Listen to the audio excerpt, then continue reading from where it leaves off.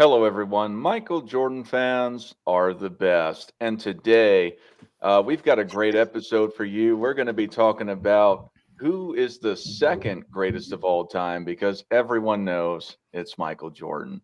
But first, before we get into that, let's welcome the panel. And there's somebody conspicuously missing right now, which is Hoop God. He should be back in soon, but typical Hoop God has some technical difficulties. Um, but uh, yeah, let's welcome the panel. Robin, how are you doing today?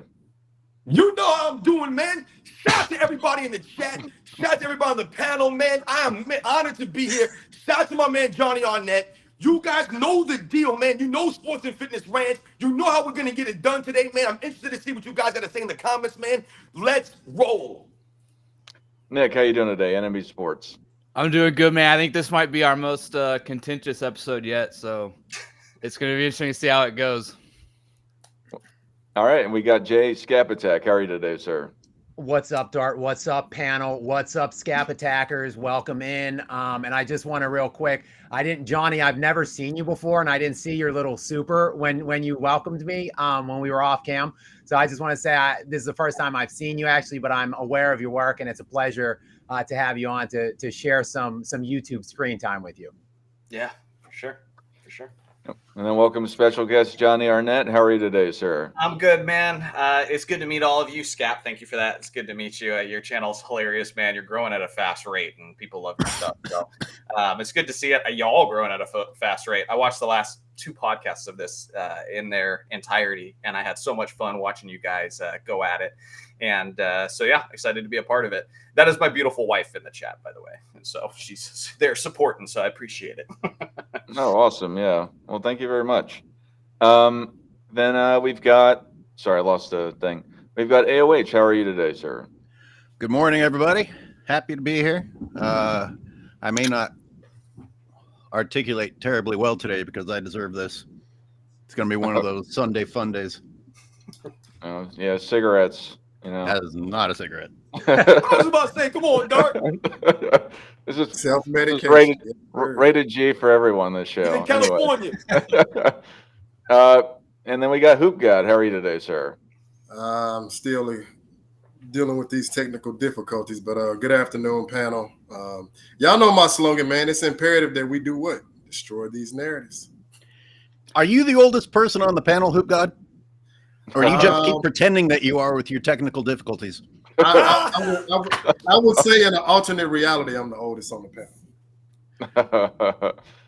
All right. Well, let's get right into it. Robin, who is the second greatest NBA player of all time and why? Well, listen, I just want to start this off by saying that my top 10 list is way different than most people's top 10 lists. And my reasoning for my top 10 list is much different than a lot of other people's top 10 lists. Most time people traditionally will talk about this player is better than that player, or this player is greater than this player, and they rank a traditional 1 through 10. But for me, and I've told this many times, Nick, you guys know, Dar, you guys know, it's about who's worthy to be in that conversation. So for me, I have Michael Jordan number 1. I've told you guys this last week. I've never heard an argument, not one argument that I think is sound for anyone above Michael Jordan. That's me. So when we think about those things, and I talk about a 1 through 10, and I have a number 2 player, for me, it's fluid. These guys that are in the top 10 for me are worthy to be in the conversation. They're worthy enough to be argued against each other. For me, Michael Jordan's the only player that doesn't really have an argument against him being the greatest of all time. People can say whatever they want. I've never heard an argument. I've never heard one that makes any sense anyways. So if we think about that reality, for me, number 2 all time is not necessarily a strict number 2. Maybe, this guy could be argued against somebody else. So I'm going to go with Will Chamberlain. Now, one of the things that really, hit home with me as it relates to Will Chamberlain. No, I never watched Will Chamberlain play. I'm 43 years old, man. So let's be real here. You study the game. You learn from people. You watch film. You try to take in what you can. And what do? You listen to the people who know more than you do, right? And you take what they say, and then you get your opinions based off of that stuff. So when I think about Will Chamberlain, and I think about him when I was growing up, him being mentioned, what I remember is whenever Michael Jordan was doing on the basketball court as far as scoring the basketball goes, it was always an asterisk there. And underneath it would say, after the merger. That's how they always qualified against Will Chamberlain. They do this to this day. How many times have you seen some weird stat pop up? and they exclude Will Chamberlain out of it by what do?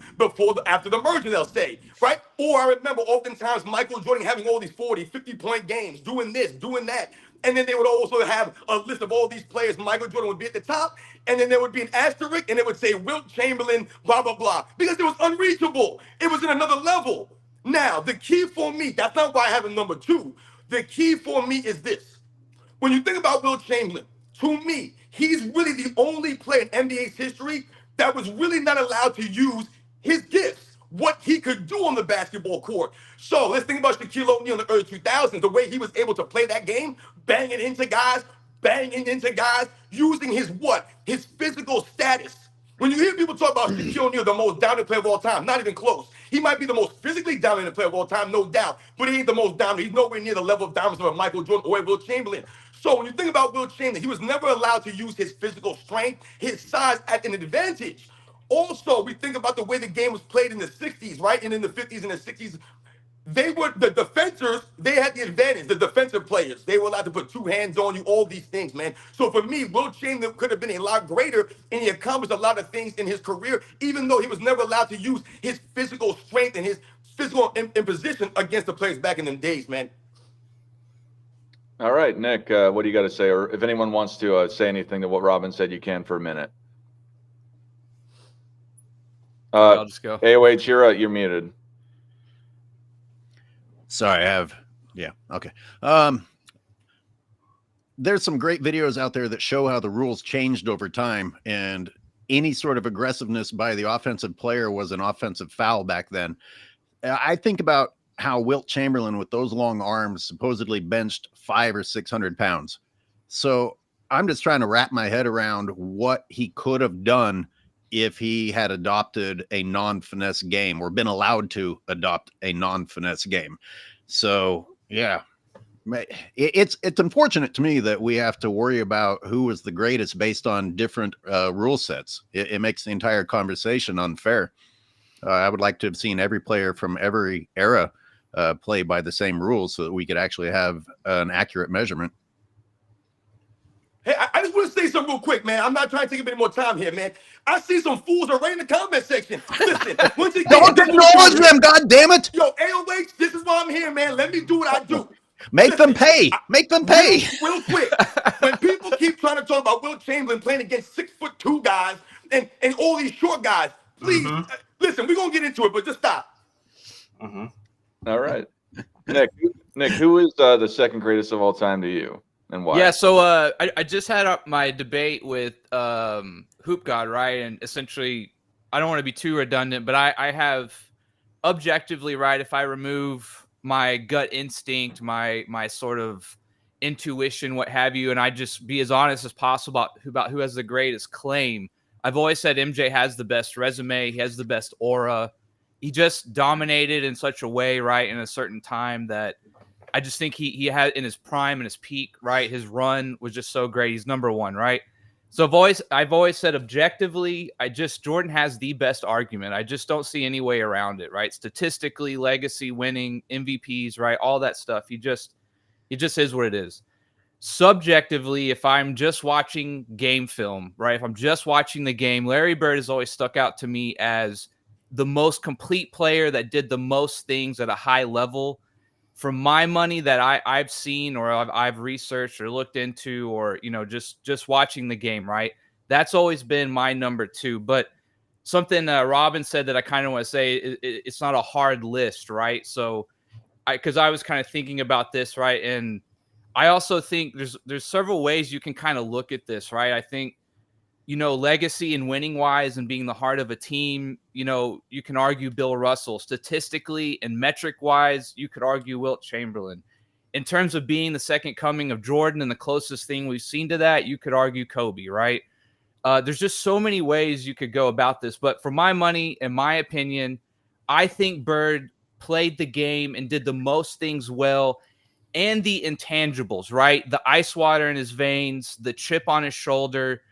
He was a team player. He could do it all, right? I mean, I've never seen a guy, I think I said this in my debate, the one thing that really sticks out to me about Bird is you look at guys now who get stats, and guys like LeBron and even Jordan to an extent, right? And they have the ball in their hand for maybe 10 plus seconds during a shot clock, or they're obviously getting the ball, and that's where we start.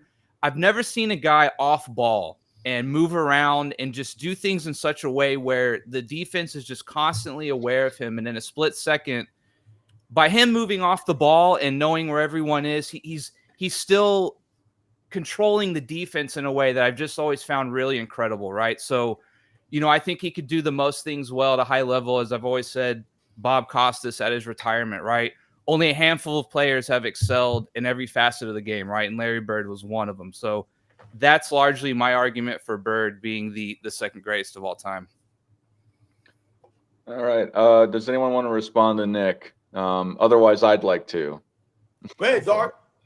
All right. For me, I'm gonna make some enemies here. I think I think Larry Bird should be considered one of the greatest players of all time. But I personally think he's wildly overappreciated. Wildly overappreciated. I'm walking off the set. I still think he's considerable for a top 10 player of all time, and he's still one of the greatest players of all time, one of the most iconic players of all time.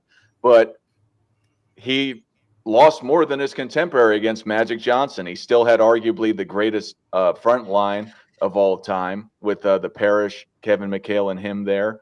And he never was statistically dominant over everyone in the league. He won 3 times. He won 3 MVPs. But I think that a lot of people go, and if you look at the competition that he even faced, wasn't the biggest winner, wasn't the most statistically dominant. He's arguably the most iconic, but he's right up there with Magic Johnson. Real quick, I just want to say, again, if you look at the East at that time, the East was totally stacked compared to the West. It was a total flip of what we've kind of seen in our lifetimes or recent memories since MJ. And then also, in my opinion, right, I think that the Lakers had a little bit more talent overall than the Celtics. I'm not going to say a lot. They both were loaded, right, just how it was at the time.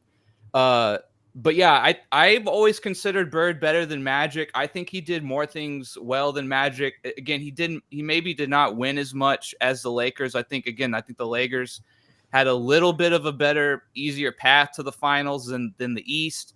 And I also think, again, you mentioned the 3 straight MVPs, right? When they were humming and clicking, Larry Bird was the best player for a while there. And I think again, you also bring the intangibles. I think also that's the part of it. But I think the 3 straight MVPs and the 50, 40, 90 and all that stuff, I think Bird is I just think he encapsulates the feeling of basketball to me in many ways. But I think some of the things you said are valid, but I think in context, I think the East was a murderer's row back then compared to the West at the time.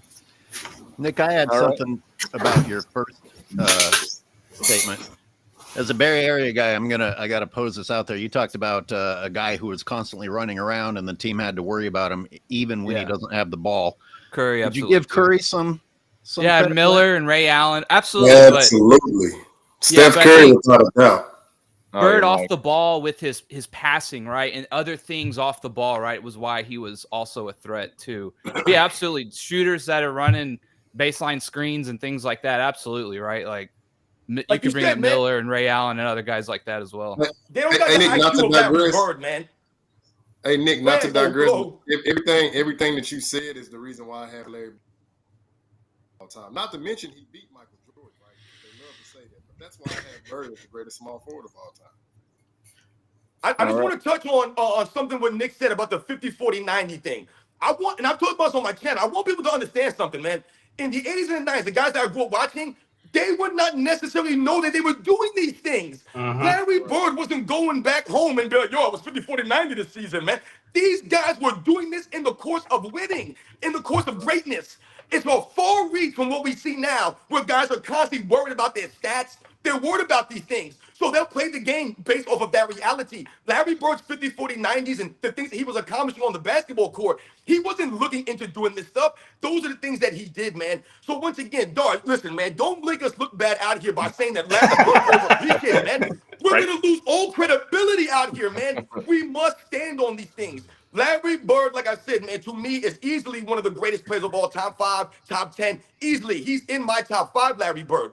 And some of the things that you said, Dart, or may be true. But let's think about this when you talked about, the era or things of that nature, man.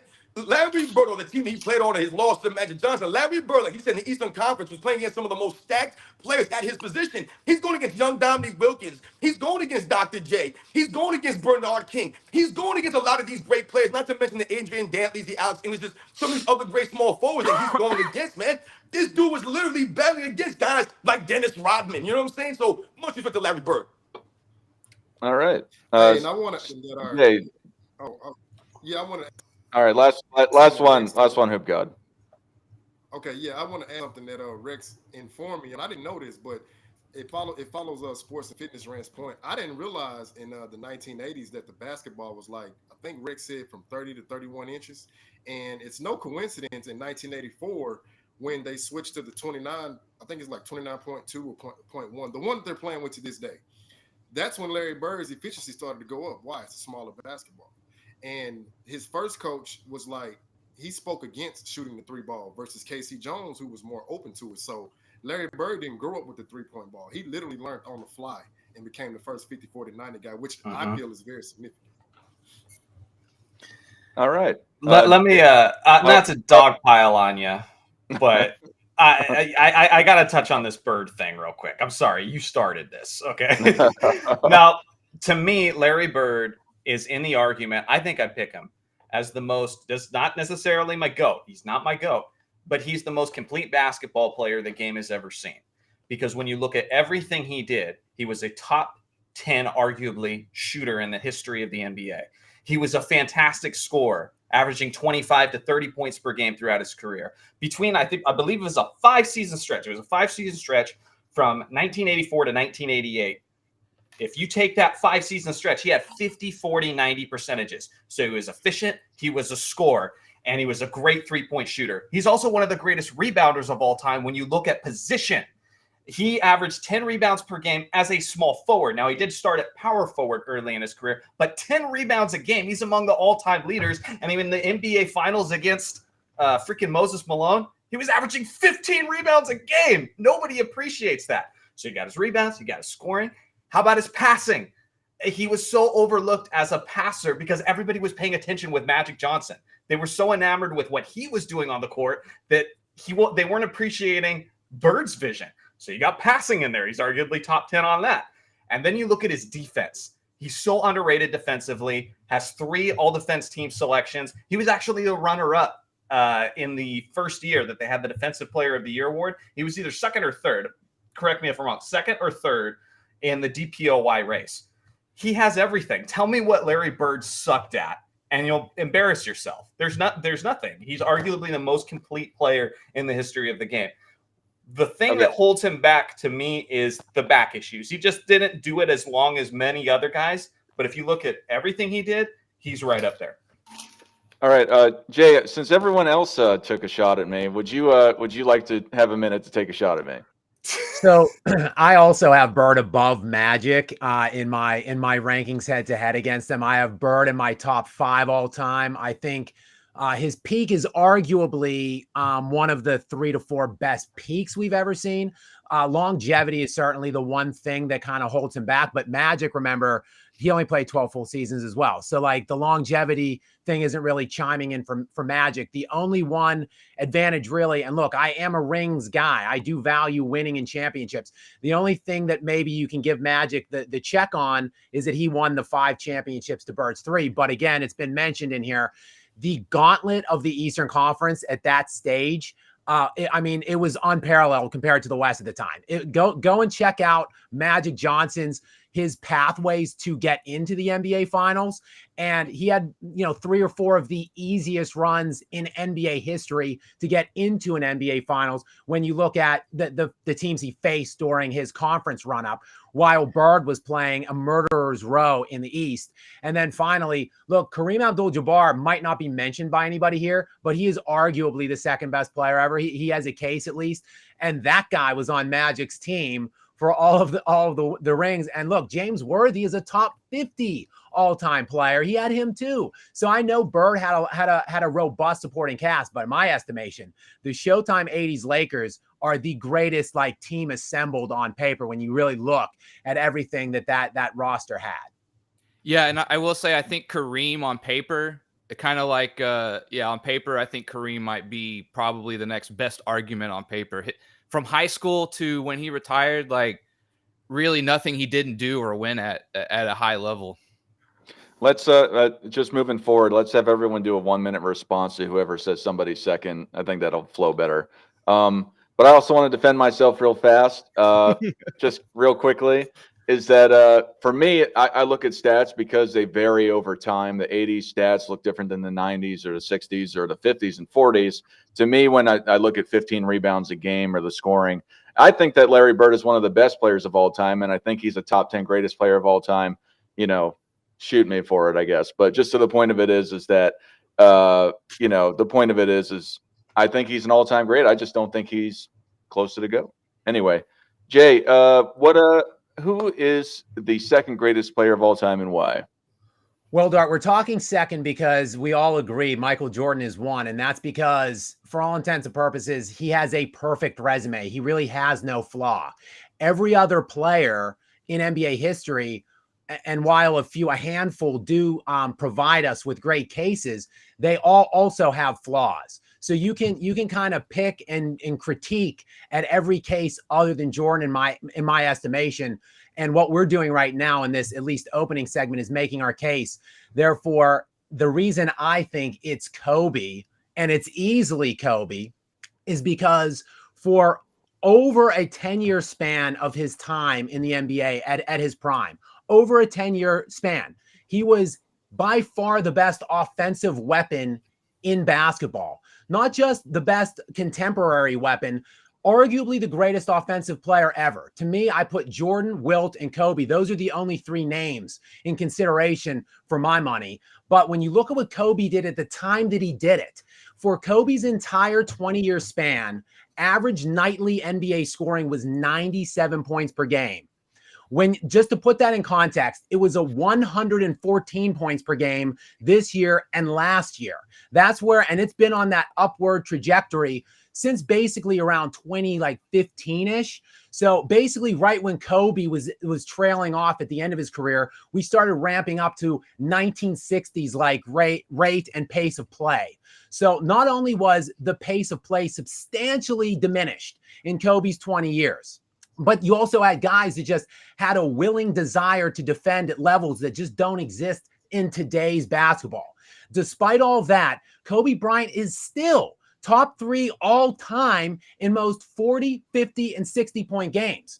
So we're talking about, again, a top 3 all-time historical scorer who had 12 All-NBA defensive team selections, 9 first-team selections, which is tied for most ever with Kevin Garnett, Gary Payton, and Michael Jordan. So we're talking about an elite full-court player that did it on both ends for an extraordinarily long stretch of time. Yes, his peak did not quite extend as long as like maybe Kareem or LeBron. He didn't have the longevity because he popped his Achilles at 34 years of age. But for about a 13 to 14 year span, this guy was the best offensive threat possibly in league history, playing elite, like league best level defense for the guard position. Oh, and he went to 7 finals, won 5 of them. And the 2 that he won back-to-back in 9 and 10 are, for my money, the most challenging multi-year run in league history. So for those reasons, number 2 for me will likely always be Kobe Bean Bryant. Real fast, I just want to address a couple things that were said in the chat. So I took the universal chat down, the overlay down, because slurs that were being put into the chat. I just don't think it's fair for people to see. It sucks that people are like that, but I don't want certain words, they're nasty. So I'm not going to have them on the screen. And then for the super chats, it's something that I meant to discuss with you guys, but there's so many super chats that come in when the show is growing that I got to think of an arbitrary number to go push up where we stop the show. Because otherwise, if we stop the show for every super chat, we wouldn't have a show. It would be a super chat show. So let's just say we'll stop. If somebody wants to super chat somebody for $15, we'll stop the show and we'll have whoever you super chat address it real fast. Otherwise, we will flash it on the screen as I have been doing. But Johnny, what do you have to say about Kobe being number 2 for a minute? I think, all right. So people on my channel know that when it comes to Kobe, I am wildly biased. I find ways to shoehorn him into every video I ever mention with like a motivational Kobe quote, or here's what Kobe said about his opinion on something. So I love Kobe. Let me say that. I think Kobe has one of the biggest variations in how you should rank him based on whether or not you're looking at his peak or whether or not you're looking at his entire career. Because Kobe's peak, I'm with Scap on that. He's one of the, select few most impressive players in the history of the game. I mean, making first team all defense while averaging 35.4 points per game in 2006 during a time when they're averaging 97 points per game. I mean, that's ridiculous. Outscoring a team through 3 quarters all by himself single-handedly, a team that, by the way, went on to the NBA Finals and was ranked 7th that year in defensive rating. That's insane. And then he didn't play that 4th quarter and scored 81 later on. Kobe was a cheat code. I don't argue against that. But I will say this. Kobe had some ugly moments to his career, and maybe even Scap will admit this. Like the last 3 or 4 years, do we count that against Kobe? Because that was rough. His body was breaking down. He tore his rotator cuff. He busted his kneecap. Obviously, there was the Achilles. He was great up until the Achilles. But those few years after that, he was the most inefficient shooter in the entire league. And it's like, I love Kobe. So part of me just wants to like disregard that. But that is pretty brutal. The other thing that I think that people usually don't mention is if you're going to hold the 2011 finals against LeBron James, which you should. I mean, that was a stain on his legacy for sure. But if you're going to do that, you should probably do the same thing to a certain degree for Kobe for the 2004 NBA Finals. I watched that finals live, and as I was watching it, before I could ever hear what anyone was saying or the narratives, I felt like Kobe's trying to go for the finals MVP, and he's shooting us in the foot. Like, as a Lakers fan, I was watching that. Johnny, there's supposed to be a minute, so. My bad. But yes, I was going to mention the stats, but you get it. So anyway, go ahead, Scott. We'll go back to Kobe otherwise, yeah. Yeah, definitively the last 3 years, in my estimation, look, Kobe was pushing in his age 34 season. That was his 17th season, though.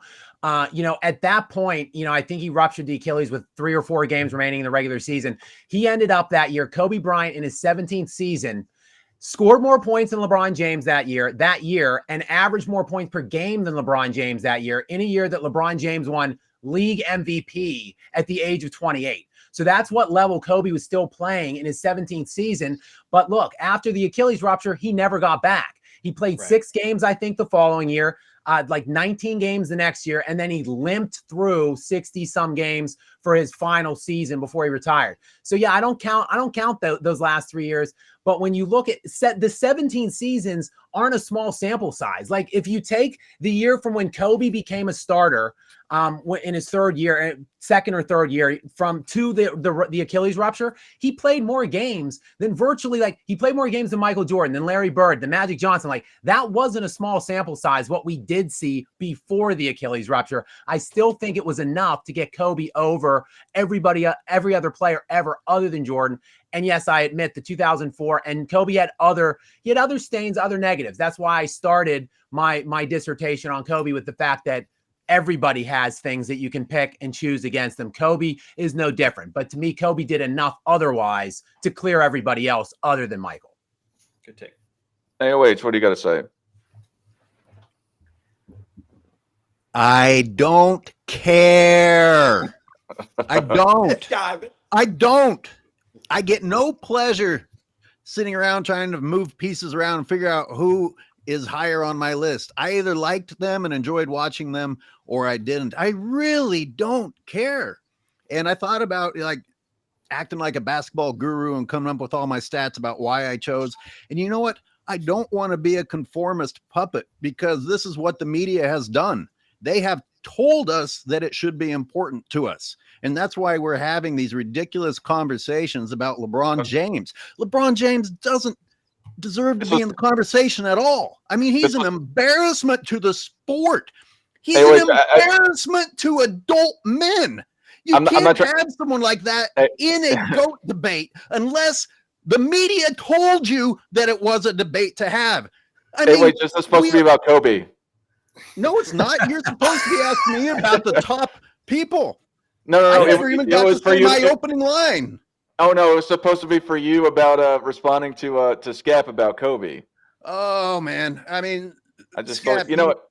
Do you know by now that I wasn't a Kobe fan? I appreciate him as a competitor, miles ahead of LeBron James. But while Kobe was playing, I rooted against him, so I had a very, very scrutinous eye on him, which probably was, to an extent, made me try not to see the good things too. Admittedly, I appreciate Kobe for the way Kobe played. And the more we deal with these divas now, the more we appreciate everybody before. Like, I appreciate Kobe more now than I ever would have if these guys weren't such embarrassments. We all appreciate Jordan even more because of the way these guys act now. And we were talking about Bird. And you know what? I think that the GOAT debate is changing for some of us nostalgic guys to how people compose themselves more so than whether or not they had the most rebounds, the most assists, et cetera, et cetera. I mean, Bird, one of the greatest things about Bird was his composure. I mean, man, that guy was not afraid. He was not afraid. And that he's not a physically intimidating looking man. And he's going out there against these athletes and telling them what he's going to do to them. And then he does it. I mean, that is inspirational. That's worth telling stories about. And for those reasons, I would move people up a list even more than their stats or their championships. By the way, it was really interesting, Johnny Arnett, that you mentioned people were so obsessed with Magic's passing that they didn't really acknowledge Bird's. Is that true? I mean, maybe it was downplayed, but one of the things I remember the most about Bird was his nutty passing, his court vision. If people aren't crediting Bird for his passing, I'll be... Huh? You were old enough to see it, though, right? Well, but I feel like it was in documentaries and Larry Bird specials. I don't know. What, do you guys really don't think about Larry Bird and his passing? I do. Yeah. If Magic wasn't there, he'd be the best passer in the league. Let me put it that way. It's kind of like the same way where people might not think as positively of Kobe because of the existence of Michael Jordan. I'm not downplaying his passing ability. I'm just saying he doesn't get to put that on his resume that he was the best passer in the league or something like that because everybody was so enamored by Magic. But again, that's through the eye test. I'm not going to say that's an objective truth. That was my impression. That was my dad's impression. So Bird is the greatest passing forward ever out of all the forwards. I haven't seen one that could pass better than him. Hoop God, what do you got? Hoop God, I know you got that you may have a similar take, but do you want to add anything to what Scap said? Yeah, I just wanted to follow up. So when you actually go back and look at Kobe's career, you see that it intertwined with Michael Jordan and then also LeBron James. And I don't honestly think we didn't really get a chance to see Kobe like either benefit from LeBron's era or benefit from the MJ era. And the reason why I'm saying that is because coming up as a youngster, of course, we know he had to play behind who?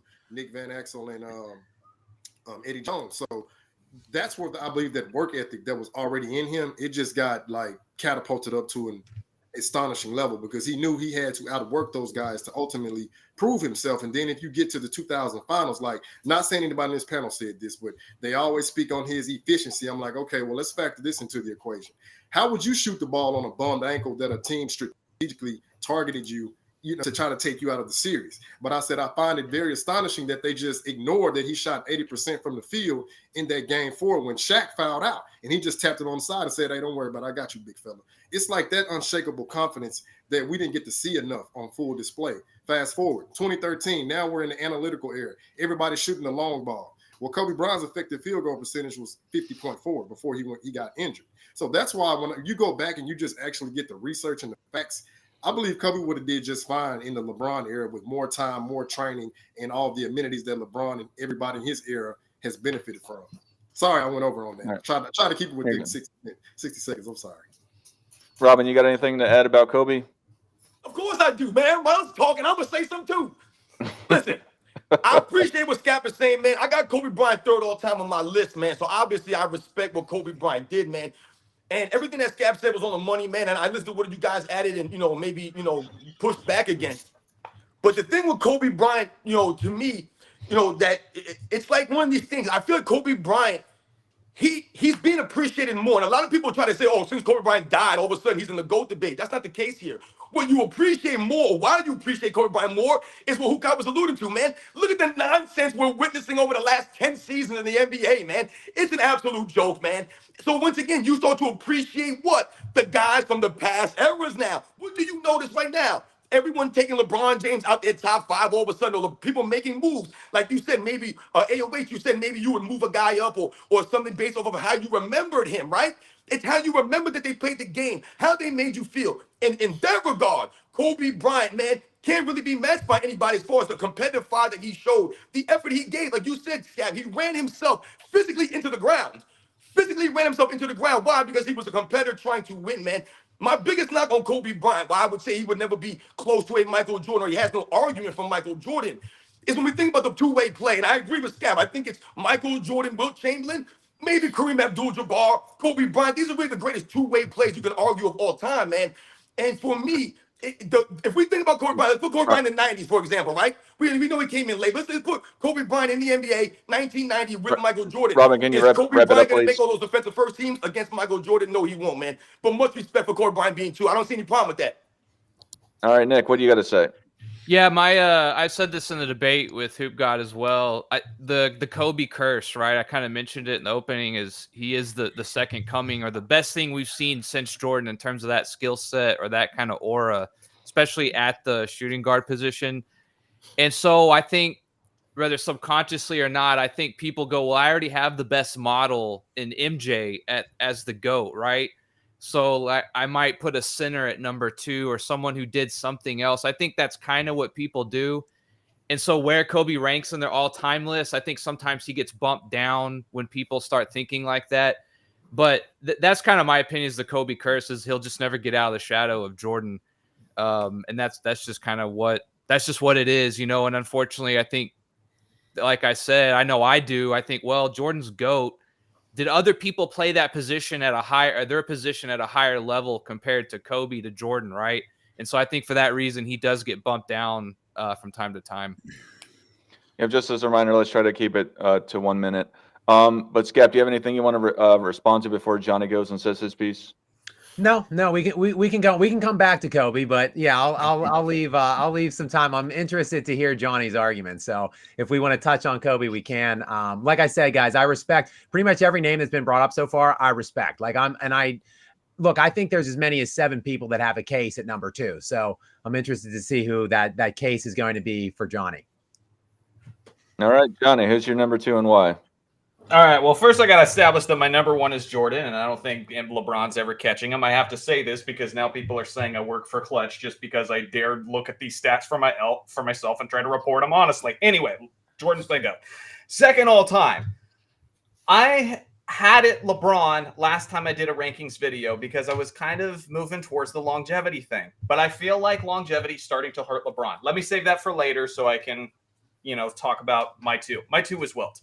Wilt Chamberlain was my 3 last time. I'm moving him up to 2. And the reason being is because every narrative that people use to discredit Wilt Chamberlain is false. It's objectively false. People say he played against guys who was 6'3". The average center at that time was 6 foot 10 inches tall. Depending on when you're looking at his career, the average height of the player in the league was either 6'5" or 6'7". He didn't win as much as Bill Russell. Well, that certainly is hard when Bill Russell has the more stacked team loaded with Hall of Famers, and there is no free agency, so his team can't get better. What other GOAT have that working against them where they can't improve their team? My time's up, but I have so much to say. No, you got 3 minutes on this. You got 3 minutes. Oh, 3 minutes. Okay. Yeah. So 1 minute responses. Yeah. One of the things people say about Wilt Chamberlain, he dominated smaller competition. He just ran up the court, dunking on smaller guys. That's not even true. He had an incredible finger roll. His fadeaway was filthy.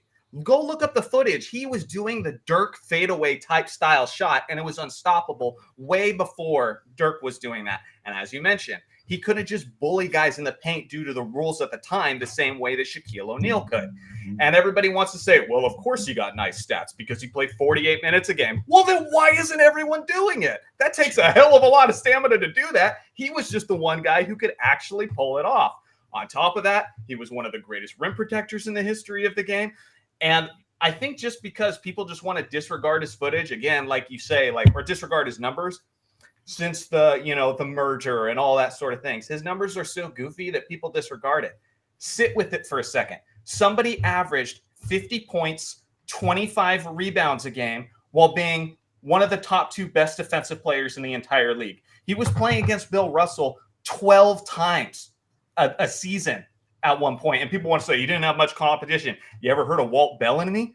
You ever heard of Nate Thurmond, one of the greatest defensive players of all time? Miss me with that.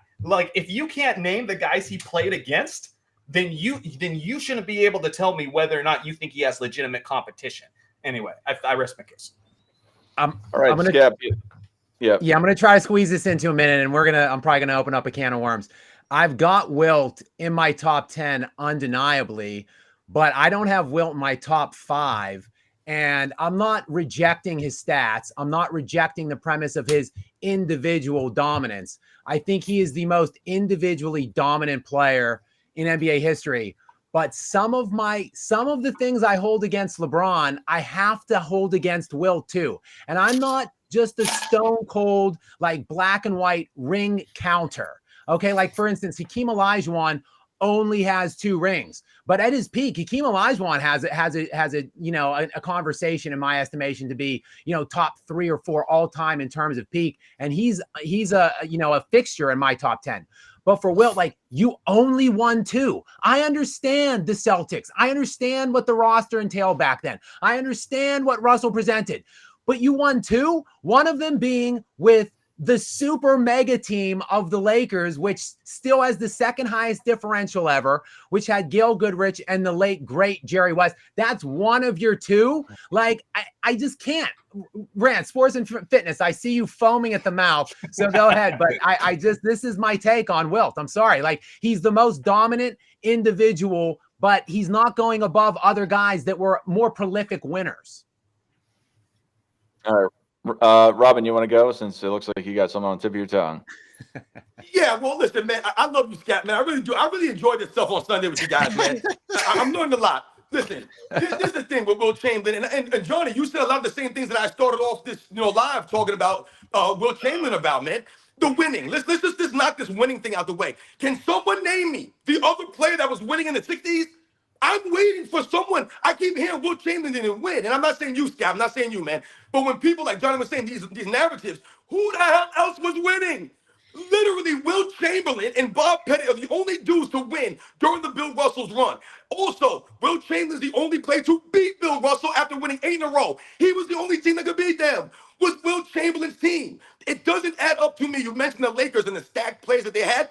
They were playing against the New York Knicks with 6 Hall of Famers on it, man. They beat great teams to win those titles. They weren't playing against the 2020 Miami Heat. So don't ever put LeBron James and Wilt Chamberlain in the same sentence, Scap. You know better than that, man.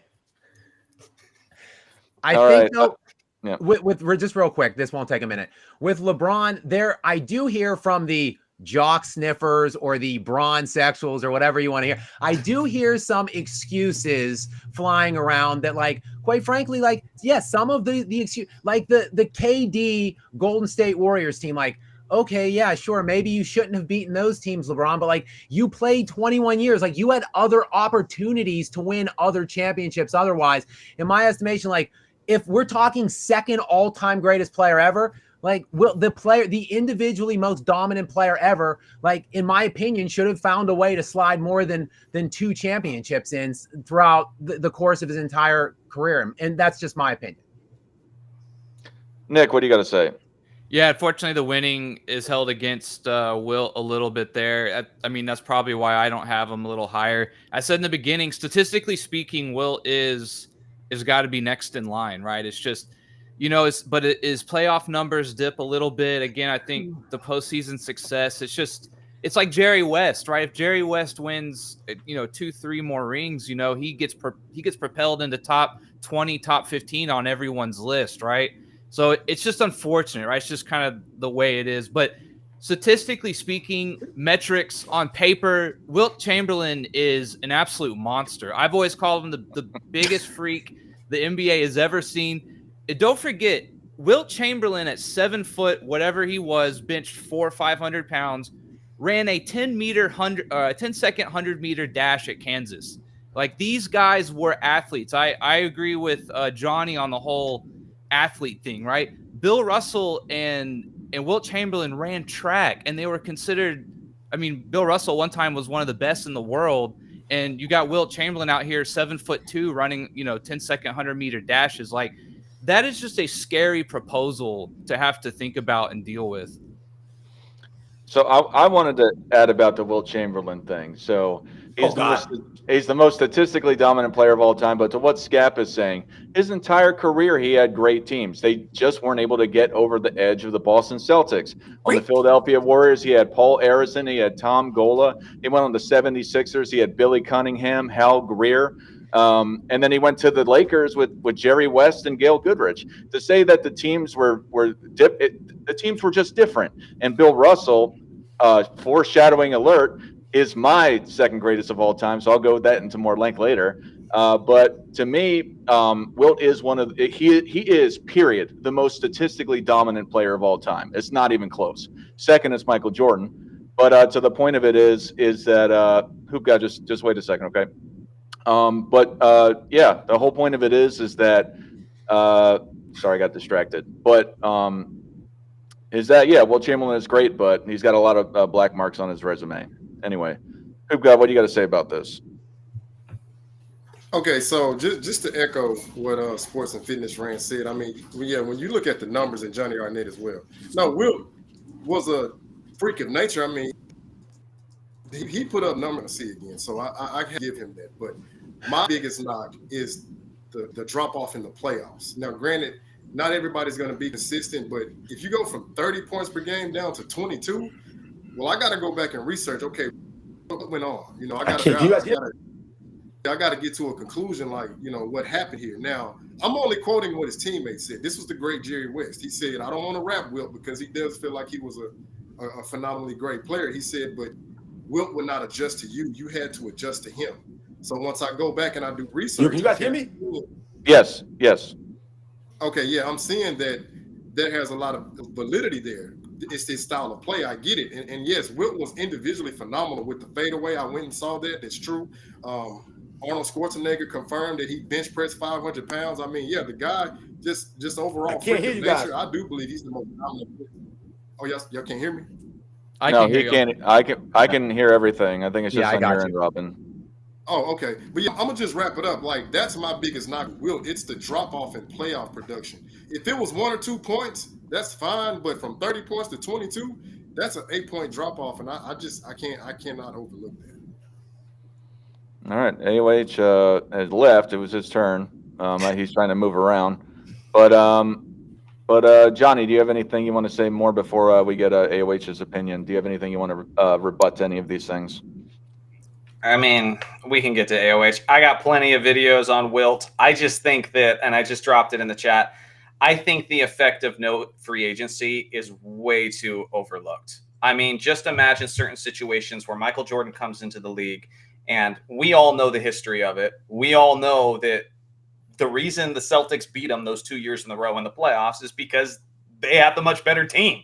Like, MJ didn't have the support that Bird had. He didn't have McHale, Parrish, Danny Ainge, Dennis Johnson. He didn't have all those guys. But imagine if it stayed that way. And I'm not saying that level of Bulls supporting cast is what Wilt had. Wilt had quality teammates, but it was not on the level of the Boston Celtics with Bob Cousy, Sam Jones, Bailey Howell, John Havlicek. It's just, they were stacked. So that's my opinion on it. All right. It was supposed to be AOH's turn, but he left, so he should be back in a moment. Hoop God, who is your second greatest player of all time and why? So, just to give my honorable mentions, because I do believe that there are other players who have legitimate cases for number 2, such as the great Magic Johnson, Kareem, Larry Bird, Tim Duncan, so on and so forth. But My number 2 again is great Kobe Bryant, because I'm looking at his overall impact and record in championship play, high school included. That's why I said Kareem. And then I'm looking at your playoff production and degree of difficulty, versus the comp in the field, which Kobe beat the most 50-win teams, and they were over 80% of those 50-win teams had 50 wins. I'm looking at that as well, the number 1 defenses, and then your great two-way ability. And when I come to that conclusion, I'm looking, Kobe Bryant not only led the league in scoring, being an all-league defender, but he's only the second player besides Michael Jordan to average 30 points per game and still be an all-league defender. And I got this from Scap. He led the entire playoffs in scoring 3 consecutive seasons while being an all-league defender at his position. And then, of course, leading his team to back-to-back championships without a top 75 teammate. Now, yes, I can be objective. 2004, I do hold Kobe Bryant responsible for that, because I felt like there were times where he was being a little bit immature. Yeah, I know him and Shaq had their whole issues going on, but still, you gotta be able to put that to side and wait for the team. So yes, I will also hold 2004 against Kobe Bryant. Yes, I will. But I also will give 2010. I would say that, to me, made up for 2004 and 2008. Why? Because he played like Larry Bird, to quote what Nick said earlier. It wasn't about his scoring. It was about his playmaking. It was about his defense. It was about what can I do to help my team, seeing that I'm having an inconsistent shooting percentages. And of course, he had a broken finger. I won't leave that out of the equation. But to see him put on that effort in that Game 7, to go out and get 15 rebounds at a shooting guard, to go out and play great defense on Boston's guards. I mean, if you look at his defensive rating in that series, it was better than the team. He posted a 98 individual net defensive rating, whereas the Lakers as a team were only 101 or 102. So when I see all of that, and then I see how he was the X factor in the 2008 Olympic Dream Team, because they couldn't get the gold. They kept receiving bronze. I'm going to say that again. You don't win the bronze. You receive a bronze medal. There's a reason why Coach K had to go get Kobe Bryant and say, I need you to lead this team. What does Kobe say? Coach, I'm going to guard the other team's best perimeter player. What is that telling me? Okay, that's the Bill Russell mentality. That's the Michael Jordan mentality. That's that Tim Duncan mentality. How can I help this team win? So when I see how Kobe Bryant sacrifices his offensive game for the impact of the team, I can't ignore that. Not to mention he has 2 scoring titles. Not to mention he has the most points scored as a 2 guard. Not to mention that he also has more all defensive selections over any other guard in NBA history. So that's my reason for having Kobe Bryant number 2. I could go on, but unfortunately, Dart only gave me 3 minutes. Let me just tag on real quick to that 2010 finals that is absolutely ridiculously underappreciated in my estimation. The Lakers played 4 50+ win teams in the playoffs that run.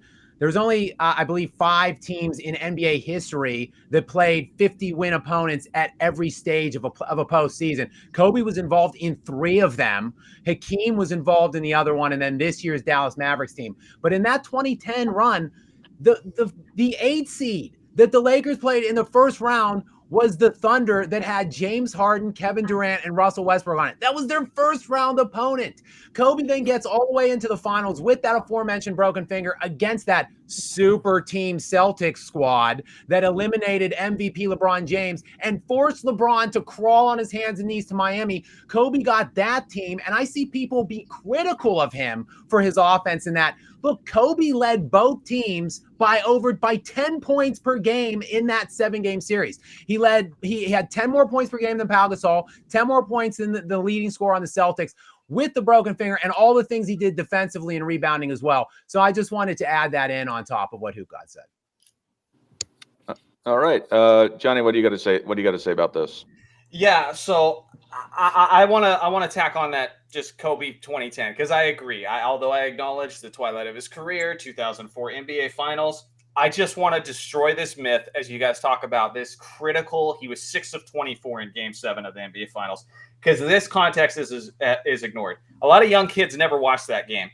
Though that rivalry between the Lakers and Celtics was determined by the physicality. We weren't ready for that Celtics team until we got Ron Artest. And it was banging on the boards. We missed Andrew Bynum in 2008. It was physical. The refs put away their whistles in Game 7 of the 2010 NBA Finals. So get this. Yes, Kobe shot 6 of 24 and he had like a bazillion rebounds. But along with that, Paul Pierce was 5 of 15. Ray Allen was 3 of 14. You had Pau Gasol Pau Gasol was 6 of 16. Meta World Peace was 7 of 18. Andrew Bynum was 1 of 5, and Lamar Odom was 3 of 8. They all shot like crap because it was one of the most physical basketball games ever played in the NBA Finals. Just go back and watch it. And that's because refs put the whistle away. So to put that against Kobe and act like he just totally failed in the moment, if you're going to do that, you got to knock all of those players' legacies for that same reason. Real quick, I think the final score of that game, I think off the top of my head, was 83-79, I want to say, was the final. Yep. And people that bring up the 6 of 24, hey, Kobe led both teams in scoring for that game. He led both teams in scoring in the fourth quarter for that game. He still found a way because Kobe Bryant was a winner. That's why he's my number 2. And the Lakers were also up when Ron Artest hit the shot, because somehow that keeps getting left out of translation. Like, they weren't down, they were up. And Kobe got doubled, and he did what you do naturally: get the ball to the open man. Ron Artest hits the shots. That's the dagger. So I just wanted to put that in there too. Hey, wait, what do you got to say about this? I see you working out over there. Kobe. I can't sit. Kobe again. Stop asking him. You don't have to. If you don't want to comment, you don't got to comment. It's just an option. Well, it's interesting how one of the arguments for LeBron James is centered around his longevity. And I was just thinking, the way that we appreciate people for their character, I'm more tempted to put guys in the GOAT debate that ran themselves into the ground, like a Kobe did, like a Larry Bird did. Michael Jordan tried to, but the guy was inhuman. I mean, arguing with the franchise to come back from an injury, not sleeping, playing golf, and then going and playing. I mean, that guy, I don't know what he's made out of, but he was willing to run himself into the ground. Apparently, Kobe was willing to run himself into the ground. Larry Bird ran himself into the ground and had the grace to say, hey, don't give me that money. I don't deserve it. I'm not going to be able to perform for you. Those guys had shorter careers. I mean, Kobe's was fairly long, but that's better. Show me a warrior fighting his ass off during his time on the battlefield. I don't want to see these guys that fucking tippy toe for 30 goddamn years in the NBA. Why is that something commendable? It's not. Run yourself into the ground. You're a pro athlete. Do the most you can while you can and entertain the people that are paying your salaries. I put those guys above LeBron based on that alone. Gotcha. For me with Kobe, I don't have him number 2. I've recently put him number 5, but I've had him out of my top 10 before. So again, I'm a Tim Duncan guy. Tim Duncan, after Michael Jordan, was my favorite player growing up. I liked his style, not in respect to it being flashy, but that he was a no BS guy, that he was a great guy, and he didn't have to get in your face about it in respect to it being on camera. But in respect to how great Kobe was, I had him at number 5, and I think the biggest thing that speaks to his greatness is his cultural dominance, his icon that took over the league, and even growing so more after his death. AOH, when you're on a sidebar, if you could mute yourself when you're going away, there's just a lot of clacking and stuff. But long story short is that I think that Kobe's greatness really transcends with his icon, what he was able to provide to the NBA and his entertainment value. Robin, what do you guys say about this? I'm gonna say about Kobe, man. I love Kobe, man. I ain't got nothing to say. You guys have been knocking it down. What I want to say is I want to rebut some people in the chat. So I said earlier the Knicks had 6 Hall of Famers. I said that, and someone asked me, name the Hall of Famers. I'll name the Hall of Famers for you, man. We have Walt Clyde Frazier, Hall of Famer. You have Willis Reed, Hall of Famer. You have Jerry Lucas, Hall of Famer. Earl the Pearl Monroe, Hall of Famer. Dave the Bush and Bill Bradley. That's 6 Hall of Famers right there, man. I named 6 Hall of Famers. You guys don't know the game of basketball, man. You fools in the chats, man. You think I just say things and say them? Remember, I don't write stuff down. I don't pre-record my videos. I don't edit my videos. I know what I'm talking about. I grew up in New York, man. So that's the facts right there. And also, people were trying to tear me in the comments for backing Wilt Chamberlain but not backing LeBron James. Are you kidding me right now? When did Wilt Chamberlain stack a team together and then falter in the NBA Finals? I don't remember him ever doing this. How many times do you see Wilt Chamberlain saying, hey, man, we're going to run my system. Everyone to get around me and fit around me. How many times you seen Wilt Chamberlain flopping around? Because that's the point I was trying to make earlier. Wilt Chamberlain is the only guy in the history of the game. Maybe you could argue George Mikan, is the only guy to me that once again was not allowed to use his physical talents and gifts to really dominate. So you mentioned the winning. This is what I'm talking about. If Wilt Chamberlain was allowed to lower his shoulder like Shaquille O'Neal in the 2000s, bang Bill Russell, bang Nate Thurman, destroy all these guys with his physical stature, maybe he would have won more, man. Are you kidding me right now? You guys sound crazy. All right, Nick, do you have anything to add more to Kobe or? No, I mean, I kind of already said what I think about Kobe. I mean, I think he was probably the most dominant player, you know, when I was through high school and college, growing up watching the game. So I obviously love Kobe. I mean, I just think he has the curse of being, you know, the second best model after Jordan for what we saw, right? And people might hold that against him consciously or subconsciously, but yeah, in terms of a skill set, I mean, in a Warrior, I think like AOH was saying, I mean, the guy was second to none, right? So, I mean, I have him at number 4 for me personally. So he's right up there for me as well. All right. Do you have anything you want to say about this Hoop God in a minute? Any sort of rebuttal or anything? Yeah, it won't take a minute. It's just I see it's these same old trolls talking about inefficient and 50%. Well, hey, I'll do you one better. Go look up all the high volume scorers who played on the perimeter and tell me which one shot 50% from the field during that time. And just for comparison, the great Ray Allen, who and I've never heard anybody say that he was inefficient, yada yada yada. Well, guess what his career field goal percentage was? 45.4. Not even a percentage higher than Kobe Bryant. That's why when I see these guys in the comments, I can tell they don't even know the game of basketball. They don't even understand that was the dead ball era, and nobody shot high efficiency outside of Steve Nash, who only attempted 11 to 12 shots per game. Because all the guys who average anywhere from 14 and higher weren't even close to 50%. So I just let them continue to show how much they don't know about the game of basketball. So I would usually go to AOH, but I have an idea what he's going to say. So I think that's a good last one to do. Wait, do you not agree? I think it's a good closer. No, I have something to pose to Scap. Did you think it was weird that personally, as someone who had his fill of Kobe, when Kobe died, I thought that they were going to elevate him to God status, and like his death was actually going to help his legend.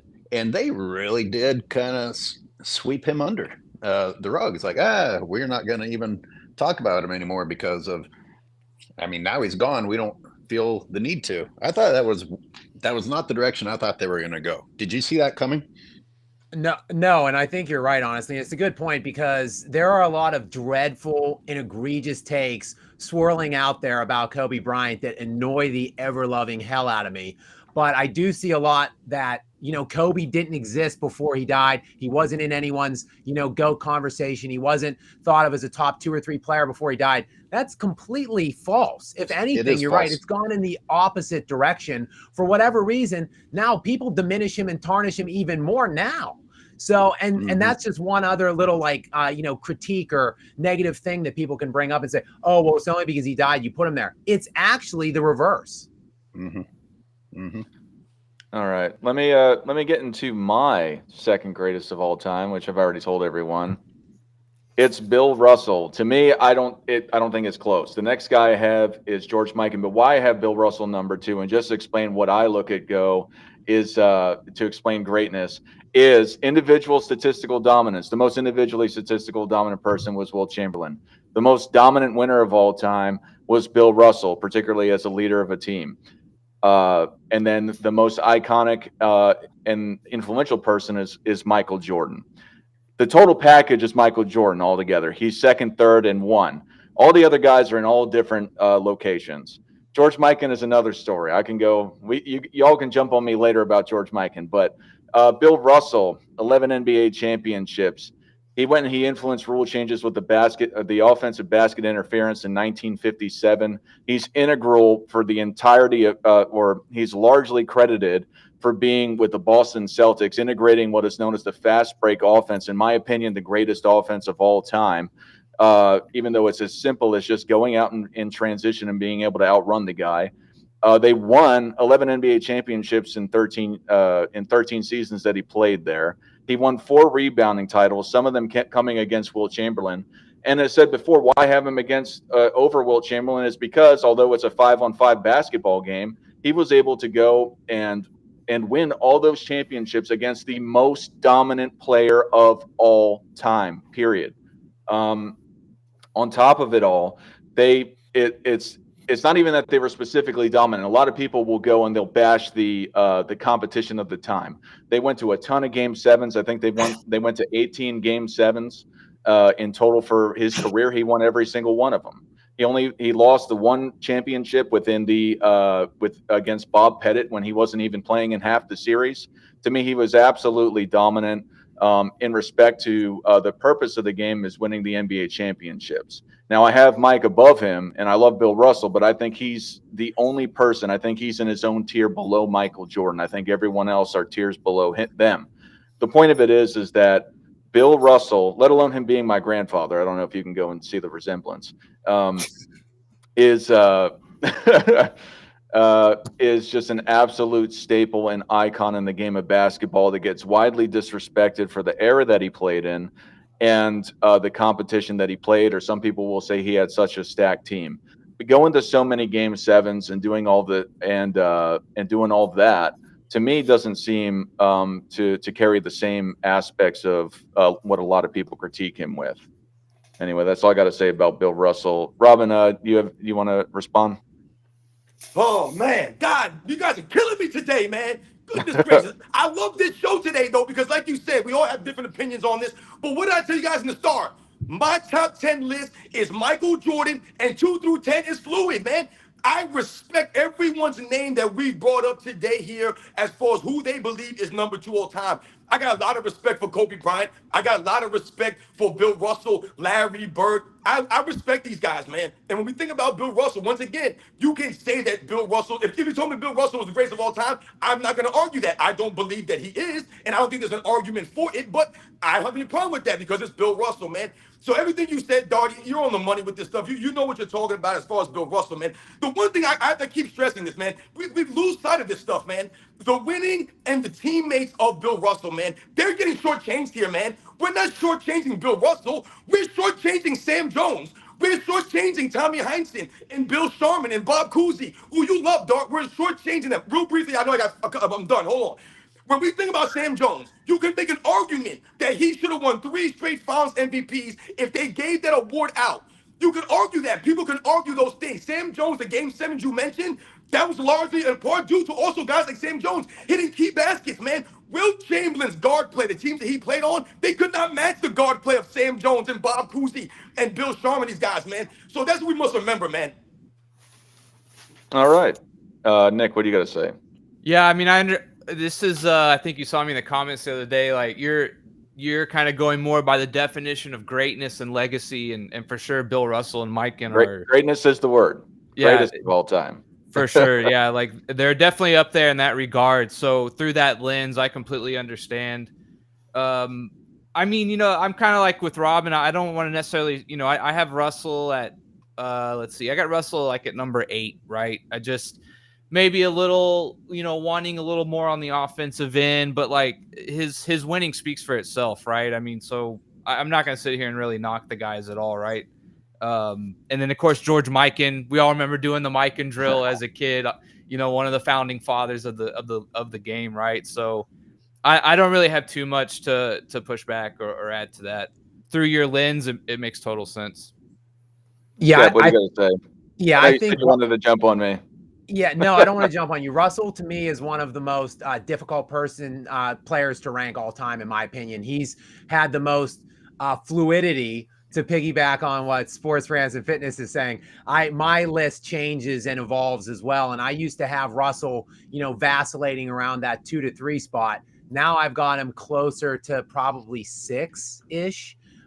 Just because for me, I do look at the era, I look at the differential and the playoff runs that he made in terms of what it requires today to get into a championship and play for it versus, the makeup of the league when he was playing. And also I hate to look at the extreme amount of supporting cast and talents that he had surrounding him, but I have to factor that in to some capacity. And then just kind of how relatively limited offensively he could be at times. For those reasons, I've kind of systematically started lowering him from where I used to have him right around the 3 spot. Johnny, what do you got to say? I love Bill Russell. I agree with Scap in the sense that he's the hardest player, like maybe the hardest player to rank out of all of them, out of all the top 10 guys. And honestly, this is all subjective. It depends on what angle I want to take it. As someone who's very competitive, winning at all costs, and he was clutch in game 7s. So I get that. That was badass. But when you try to factor in everything, like, is he that complete of a player? I'll tell you what, he almost never led his team in scoring. He had the luxury of being able to lean on Sam Jones, on being able to lean on John Havlicek. A lot of times he wasn't too. You know, he wasn't even the second leading scorer. So, I mean, that is a nice luxury to have. That just imagine how things would change if every other GOAT candidate had that legacy. Then you add on the fact that there's no free agency and everything. But again, he won a lot and he was clutch as hell. So it's like, I have a hard time with him personally. But real quick, just to piggyback on that also, just for a couple seconds here, the reason why I don't want to speak for everybody, but I hold two-way players to such a high standard is because think about how much energy that draws off of the other side of the floor. Like, we credit Bill Russell for being probably the greatest defensive player ever, but he really didn't have to worry about the offensive side of the floor. So he was able, to devote and commit that much more attention into being great on that one side. Well, I just want to respond to that real fast, and I'll take less than a minute. Is that he was a great offensive player. He has the third highest assist per game for a center of all time. He was able to score. A lot of people go and knock his field goal percentage, but why I don't like judging statistics across time is there was different equipment. The ball was different. The rafters were different. Excuse me. The backboard was different. The floor was different, and they played different. So to me, I just think that's a little unfair. Robin, you wanted to say something real fast? Yeah, I'm sorry. What you were saying with that, with the Bill Russell and the, I just want people to know, Sam Jones his nickname was Mr. Clutch before Jerry West's nickname was Mr. Clutch. Why do you guys think that was, man? Because he was out there bricking shots? No, because when it mattered most, Sam Jones was known for hitting the big-time shots. And what Scott was talking about, Don, as it relates to the scoring, he's not saying that Bill Russell couldn't score. He didn't have to worry about the scoring. So when you say, yeah, Bill Russell could have done this, and this, he didn't have to worry about that necessarily. Hey, wait, what do you got to say about all this? Sorry, I can't hold still when I'm high. When I have you guys had the arguments for Bill Russell and the arguments for Wilt, the arguments for everyone that you guys have presented are really strong. I mean, you have incredible arguments for it. So with that in mind, how difficult would it be for any of the guys that got injured that were potential the next Jordans and whatever? Do you think they could have even made it into the top 5 if they'd never suffered injuries? Let's talk Grant Hill and Derrick Rose. If their careers had not been hindered by anything, think they could have even made it into a top 5 if they'd had the full extent of their potential? Maybe we played a what if game though. I don't think Derrick Rose or Grant Hill. For me, maybe Penny Hardaway, maybe. It's so hard though. The top 10 is so outrageously stacked already. Like I see a lot of people that I don't have Steph Curry in my top 10. And I see a lot of people that absolutely just bash me in comments about not having Steph Curry in the top 10. But like when I look at the other 10 guys, like there's only 10 spots. It's a finite amount of space. So I mean, to subjectively or to, I don't know, like you said, playing the what if or the would have, could have, should have, like it's very difficult to look at the 10 that are in there or the 10 that you might have and try to, forecast what possibly could have been if they didn't get hurt. Exactly. I got one guy, and no one ever talks about him, but just Maurice Stokes. Maurice Stokes going all the way back to 1956 when he came into the league. He was a freak athlete. He was kind of like Bill Russell, and he led the NBA in rebounding his first year out there. For people who don't know the story, because a lot of people don't, he fell on his head and was paralyzed the rest of his life. Jack Twyman took him in, helped take care of his life afterwards. It's a beautiful story. I have videos about it. But that guy had sky is the limit type potential. And I think if he had stayed healthy, it would have been Wilt, Bill Russell, and Maurice Stokes. Yeah, he averaged like 17 and 17 and for 3 years. Mm-hmm. Yeah. I saw Rex in the comments. He threw Bill Walton's name out. That's a great name by my man Rex. Bill Walton had that potential to be one of the greatest all-around centers in the history of the game, man. We all know he had the foot injuries. So shout out to Rex for throwing out Bill Walton's name. Yeah, 100%. Hoop God, what do you guys say about Bill Russell? So I wanna quote the great Herm Edwards. You play to win the game. Okay. Now, I want to just address the scoring aspect. Now, I'm not going to sit here and say, yeah, Bill Russell could do. No, what I will say is that whenever Boston needed Bill to score, he could score because he has an abundance of games where he scored over 30 points, and they also won, particularly Game 7 in 1962, where that game went into overtime. And Bill Russell and Sam Jones, by the way, yes, they combined for 9 points in total, and Bill Russell ended that game with 30 points, 44 rebounds. So when they needed him to score, he could score. Now, I want to get to the 1962 MVP final race because when I had to go back and research, like, how the hell did he win this? I'm looking at it. Okay, Wilt's putting up astronomical numbers, but Big O's putting up the triple-double. Mr. Clutch, Jerry West is putting up 38 points. I mean, everybody, because Elgin Baylor. Elgin Baylor, yeah, they're all putting up great numbers. Only one team were able to get 60 wins. And that guy was number one in defensive win shares. So now it's giving me more context as to why he won that. Because, again, you play to win the game. He did it. I do want to say also the players voted on that Okay, too, good. which to me makes it mean more, honestly. Right. Now, and leading into my next topic. So if the players Hoop are God, voting let's try to wrap it up because it's supposed to be a 1 minute thing, and then it'll be okay, yeah, I'll wrap it up. But I'm looking at it like, if the players are voting and if they felt like Russell had the stacked teams, I would have think, okay, no, you can't have the MVP because you have the best team. But yes, him going 10-0 in game sevens, that's remarkable. Like, that shows me he doesn't have the best teams. They were just able to find a way to win. All right, I just want to talking about, for me, just real fast to end it with Bill Russell. Yeah, the Celtics were great. He didn't have to score. They had a great system, and Russell is credited for putting himself in there perfectly. Red Auerbach said that he was a great team player, just to say it laymanly. To the point of it is that Russell could adjust his game to whatever situation he was in. And that's something in respect to his offensive prowess, especially with scoring, is that he didn't particularly have to do that. I agree with all of you. But what it ended up doing was the 11 championships, 8 in a row. And he also did it as a coach for 2 years. So, I mean, I don't know. I think that's something to consider.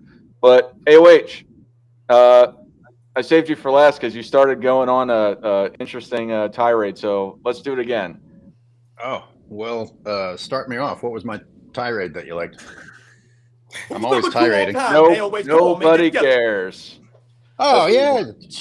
I kind of said, I don't get any joy in it. And part of the reason I don't get any joy in it is they're all measured by different rules and different interpretations of rules. I mean, every time I have to put an asterisk next to something, like, well, how much time is this really worth spending on? We've never seen these players play by the same rules. We'll never know what they could have done with those different rules. And yeah, it's the woulda, coulda, shoulda. All I know is there were people that I watched, and when I watched the way that they played, it was inspiring. And then there are people like LeBron James that teach you that quitting and having an excuse for losing is okay. Absolutely. Do you have anything else you'd like to say, or is that just I'll take some of his time because I actually want to respond to that. Yeah, go ahead. Cool. So that whole not caring is subjective. Again, one of my favorite, shoehorning him in here, one of my favorite Kobe quotes was him saying, it's subjective. He said he didn't care about it because it's not something he can definitively win, the GOAT debate. Mm-hmm. So I acknowledge that. That's the reason why I don't get emotional about it. I would put it that way. But I do enjoy the debate. I do enjoy the discussion. Basketball is naturally a competitive sport. You are competing. You are trying to find out who is better than who. It's only natural for basketball fans then to want to say, my guy's better than your guy. And the people who try to like stop you from doing that or shame you for doing that, I just think they're weird. I'm like, this is sports. Get over it. Like, get a little thicker skin. We're just having fun here. Nobody's getting hurt. So I don't know. That's my 2 cents on that. You're 100% correct, but they took the joy out of that as well, because the media manipulates what we talk about. And someone even did a video recently about how this LeBron James being in the GOAT debate with Michael Jordan is a part of what's helping him stay relevant. And people want to give all this credit to LeBron being on the Lakers to make them relevant or keep them relevant. Man, whoever the media decides to tell us is relevant is who's relevant. They spend the amount of time and money that they spend on LeBron James making him a conversation piece. People start making him a conversation piece, just like debating whether or not he's the GOAT. And so it took the joy out of that for me too, because we're really just having a conversation about what we're being told to have a conversation about when you debate with people like LeBron. Now, if you're at the barbershop or if you're hanging out with your buddies in any other situation and you have a really great discussion about two of the greats moving up and down on that list, that's fun. But yeah, to respond to that though, I genuinely see the silver lining there, because I completely agree with you. Media controls so much information, but that's why YouTubers have taken off. That's why independent content creators have taken off, is because we're not getting that giant corporate money. I get to wake up every morning and go, what do I want to talk about? And nobody's telling me what to talk about. I get to make money making my own creative decisions, which means I want to be honest. And so that's my mission, is to put as much joy back into it as possible, because the media and all these stupid debate shows, like you were talking about Kobe falling off the radar after he passed away. I think it was because he's an active player. The way the media machine, or inactive player, the way the media machine works is you need one active guy to go against one guy of the past. So you get the old fans going against the new fans. If you got two old guys, if the debate's about Michael Jordan versus Kareem Abdul-Jabbar, you're doing two irrelevant guys, and the young fans aren't going to be invested. So when Kobe retired, they abandoned him, and it became all about LeBron. I think that's how it is, and I think LeBron fans are going to be surprised, because he's going to get abandoned at some point when a new guy comes up and challenges him, and now it's going to be that guy and MJ. That's how it works. I almost added that to my point I made earlier about how they treated Kobe's death. I mean, they can't have the Jordan versus LeBron, who is currently an active player, debate if people are still talking about Kobe. It was in their best interest for the narrative that they were presenting to just put Kobe under a rock. Robin, what do you have to say about this? Everything that we're talking about here falls right in line with my channel. The premise of my channel is what? Stand on the honor, the integrity, the class, the love of the game. AOH, you talked about not really, loving these people or really falling or being able to get behind these guys, right? And you talk about. I didn't say any of that. That's those are not the words I used. Yeah, because you don't speak like me, man. You're in the clouds right now. So listen, this is the thing about I still know which words I used. Listen, I got you, man. Listen, but when we talk about this stuff, when we talk about Johnny, you're talking about people in the media and YouTubers and things like that. That's all fine and great. The problem is what? They're not standing on integrity. Nobody is. Many YouTubers ain't standing on integrity, man. Yep. And the way that they debate or go at other. Think about what we've been talking about. We've been going around with different players. No one's tearing down anybody with fake narratives and lies about these people. So if I don't agree with Bill Russell being the greatest of all time, and I want to debate against a Bill Russell or something like that, I'm not gonna say, Bill Russell played against white guys, man, that was 6'3". That's tearing down the history up with lies. Like we said earlier, people say about Will Chamberlain, Will Chamberlain was playing against 6'5" guys. Will Chamberlain was this. They're not making any sense. So what you're doing is you're trying to take away from the NBA's history and raise people up. That's all I see going on. This is why I made a YouTube channel a couple years ago. Literally, that's why. Because no one seems to get, if you want to argue and have that fun fan debate you're talking about, have those conversations, we can do those things. That's what we're doing right now. But that's not what's going on. Whether it's the mainstream media or not, man, it seems to be, like my man AOH was saying, a concerted effort to tear down people with narratives, whether it's the mainstream media or not. Because what we've noticed now also on YouTube is we got ex-NBA players out here with podcasts, We got all these other weirdos out here that got a voice, but they're not making any sense, man. Someone literally asked me, name the 6 Hall of Famers on the New York Knicks. They said that as if I was lying to make Wilt Chamberlain appear greater. That's not what I'm doing here. I've never done that. I'll hold the same standard. Nick, what do you got to say? Yeah, I mean, I feel like we're having a good combo. I don't have much to add, really. I mean, it seems like we're all going around pretty well. So, Okay. I mean, I like I said, I think this is probably our most contentious episode yet, but it's been pretty good so far. I've really enjoyed it.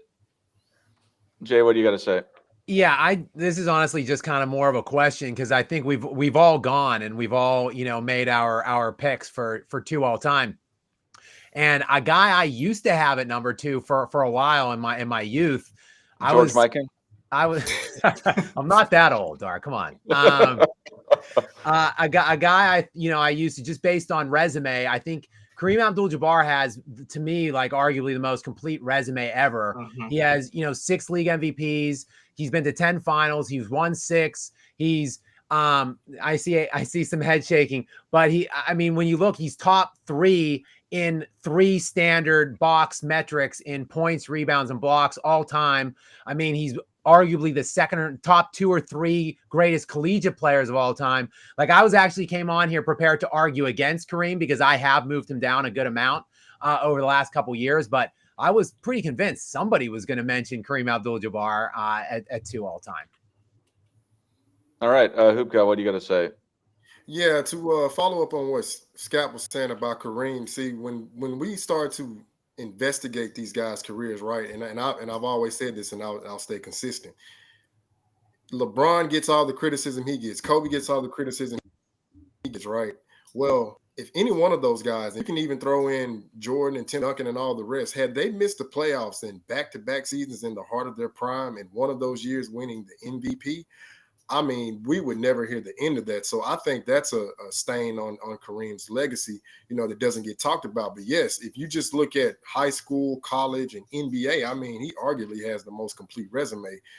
He doesn't have a gold medal, but we do understand, the political stance he took.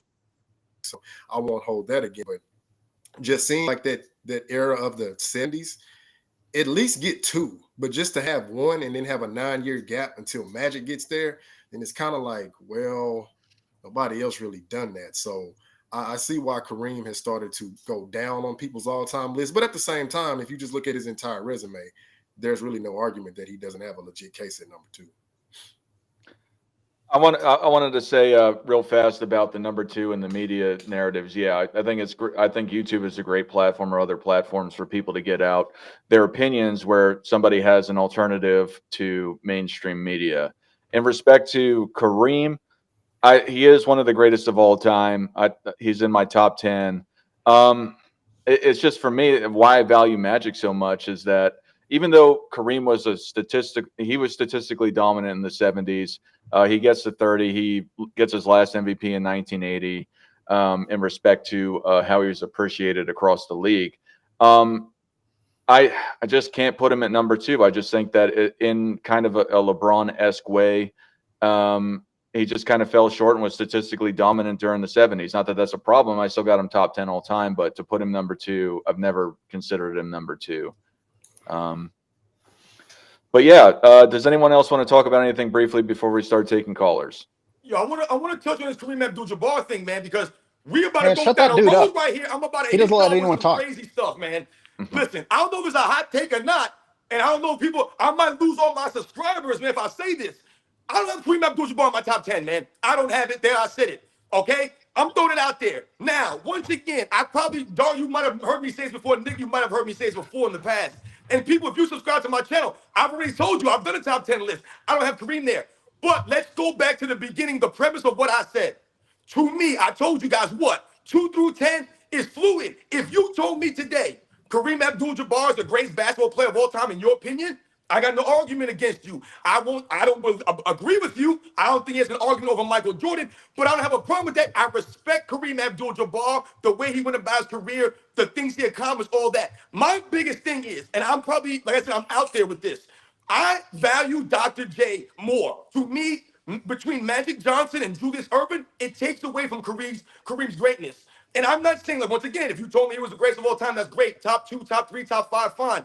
When we think about Magic Johnson and we think about Kareem Abdul-Jabbar, to me, Magic Johnson was the greater player. To me, Magic Johnson was the greater leader. He was the guy that galvanized the team. A lot of people, like Gilbert Arenas said, what did he say? Hey, man, the Lakers won in 79, and then they drafted Magic Johnson. That was crazy. Gilbert Arenas really said that nonsense. Let's not forget, like my man Hoopka said, he was on the Lakers for years before Magic Johnson got there. They weren't winning anything. Let's think about also when he won the championship in Milwaukee. I saw people in the comments earlier talking about Kareem Abdul-Jabbar and winning in Milwaukee. He didn't win his first year in Milwaukee. He had to wait for Oscar Robertson to come there. A lot of people think that Kareem Abdul-Jabbar came to the Milwaukee Bucks with Oscar Robertson there. He was not there. He came the next season. So once again, you're talking about an arguable top 5 point guard of all time, Oscar Robertson, and you win a championship. Then you go all those years, you don't win. You go to LA, you win all these MVPs. And my problem with that, and I bring in the Julius Erving now, to me, Dr. J was the greater player because he was more iconic. He meant more to the game than Kareem Abdul-Jabbar did. When you think about Magic and Larry Bird, they say Magic and Larry Bird saved the NBA. They got him out of the tape delay. That may be true to a degree, but it was Dr. J coming in from the NBA that allowed the NBA to survive long enough for Magic Johnson and Larry Bird to take it into the 80s, man. Without the merger of the ABA and the NBA bringing in the three-point line, where's today's game at? Without Dr. J and the high-flying acrobatics and the poetry in motion, the beauty of his game, Kareem Abdul-Jabbar wasn't keeping the NBA afloat. He was not. So these are things that I allude and I think about when I'm ranking guys. My man OAOH is over here doing this thing. You know what I'm saying? I got him relaxed, listening to my voice, the smooth sounds of Sports and Fitness Rants. So for me, that's the only thing with Kareem Abdul-Jabbar. But once again, I'm not tearing Kareem Abdul-Jabbar down. I'm not making none of this stuff up. These are the facts here, man. I got Dr. J in my top 10. You guys know that. So for me, I'll go with Dr. J. And if I believe that Dr. J was in the NBA, there was no ABA. The NBA was the only league around. I believe Dr. J gets voted as some of those MVPs over Kareem Abdul-Jabbar easily, man. But that's speculative though on Dr. J. Outside of the ABA, what did he win in the NBA without Moses Malone? Who, Dr. J? Yeah. Once again, what did Kareem Abdul-Jabbar win in the NBA without Oscar Robertson or Magic Johnson or other things? That's fine, but you brought up Kareem. Think that the ABA is worth being merged and worth having his stats transferred over? You brought up Kareem, supporting cast, and that the reasons that you highlighted is why I've systematically been dropping him, further down my list, and primarily because he was the most individually dominant player of the 70s, and he really couldn't win anything. But when you bring up Dr. J, like he came in, he was still in his peak when he came out of the ABA, and he didn't really win anything until, 3-time league MVP Moses Malone came on board, and they had that magically dominant season in the early 80s. So Dr. J can't have any help. I'm just saying Dr. J had at least as much help as Kareem had when you look at that team that he won. And Dr. J was going to the NBA Finals without these guys. Listen, when we think about Dr. J, the things that I mentioned to why I would rank him higher, once again, I told you what, it's the worthiness of these rankings. This is not me saying, hey, definitively, I can argue Dr. J is greater than Kareem Abdul-Jabbar based off of stats or accolades and things of this nature. We're talking about the impact on the game, the icon. Once again, I say, if they're voting on MVPs, if Dr. J is in the NBA in the 70s, because all I hear about Kareem is the MVPs he won and the championships he won, and that's great. Once again, you can obviously see I'm not standing on championships on my list. Ain't got nothing to do with that, because we can also go to the competition that Dr. J was going against in the late 70s, the early 80s. Right. We just talked about this earlier. But what I'm saying to you guys is this. If Dr. J plays in the NBA, then to me, he gets about 3 of those MVPs. That's my point there. But we go into the winning all we want. Robin, let's please let the other people give a response of what you're saying. I have no comment, but I'll just leave it at that. I'll take a comment. This was a layup. It's a layup. All right. I'm not going to hate on Dr. J. I hate it when somebody's like, I have this guy ahead of this guy. And I'm like, well, I think this guy's underappreciated. And now I have to knock him down just to be realistic. I'm not going to do that. I won't even touch Dr. J. Kareem has got to be at least top 4, though. What are we talking about? He's the NBA's all-time leading scorer. And that's not just because he played a long time. He had the most unstoppable shot in the history of basketball. And it's so difficult and so special that no one can replicate it. even though we recognize you can't stop this when you're 7 foot 2 inches tall.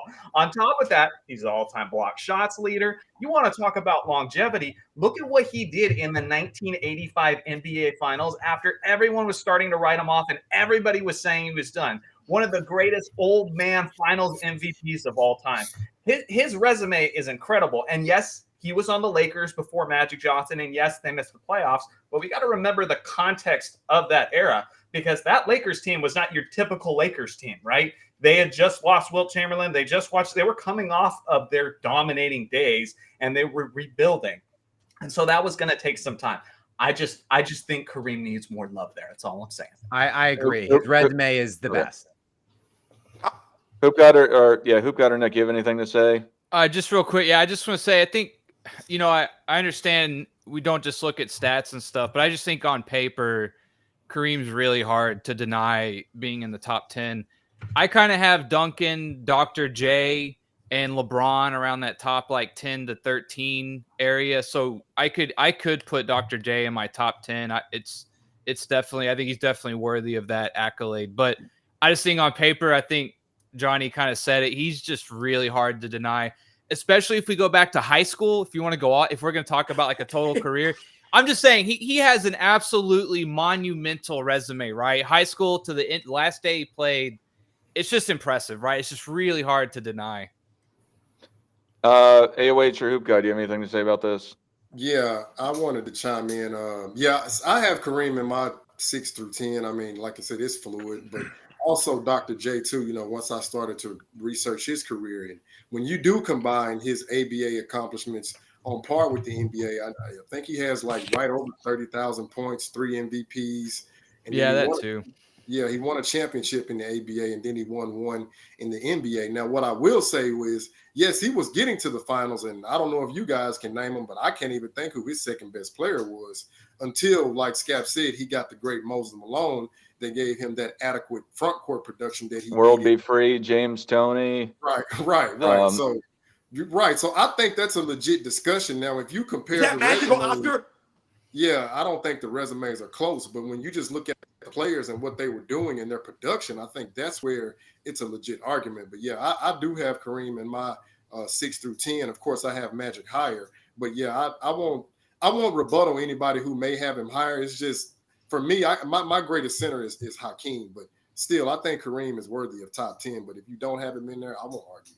This is the most shocking twist of this whole debate so far. I me and agree. Scap are on the same page. I thought for Kareem, he was going to be top 5 for everybody. So this is crazy to me. So, I have him at 3. So I want to ask the panel a quick question, man. I've listened to what you guys had to say here, and once again, man, I'm loving this right now. This is great right here.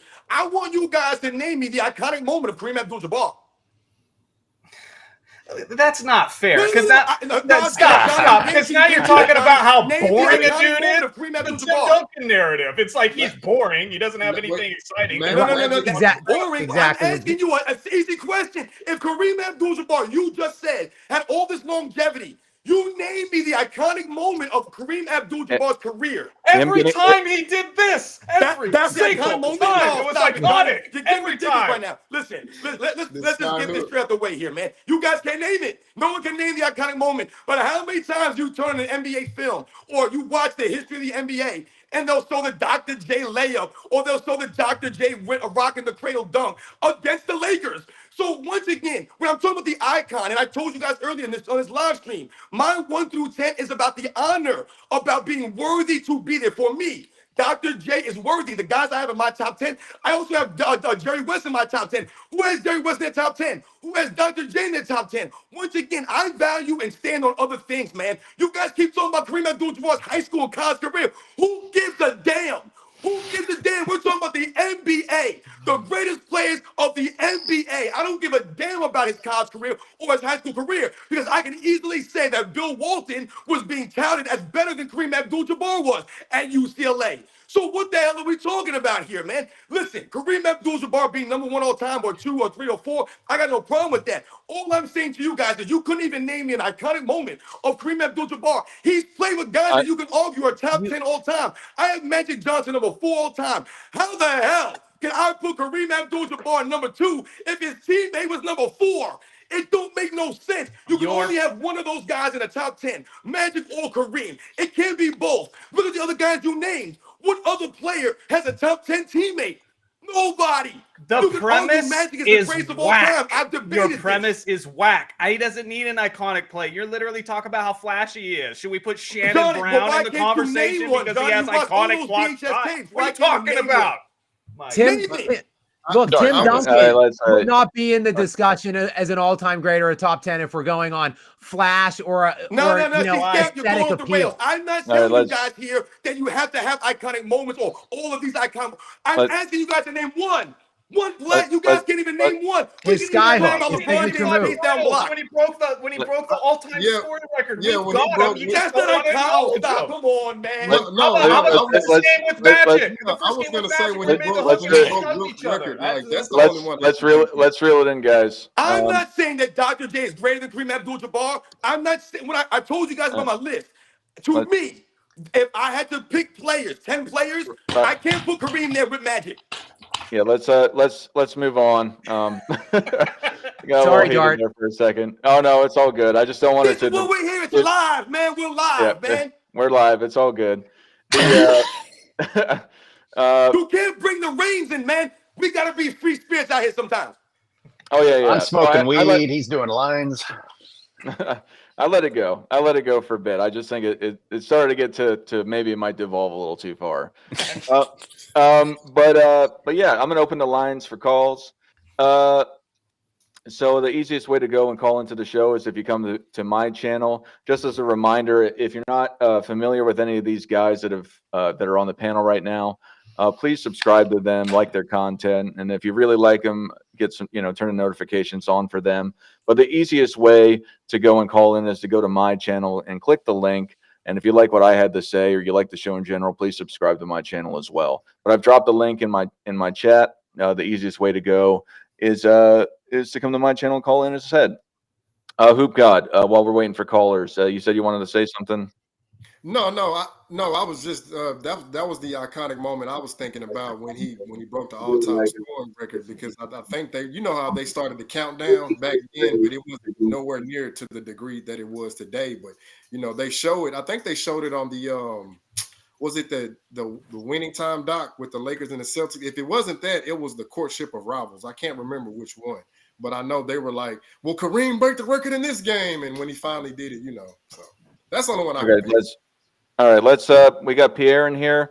Pierre, you got a minute to ask a question to somebody. Please say who you're asking to, and then they'll respond.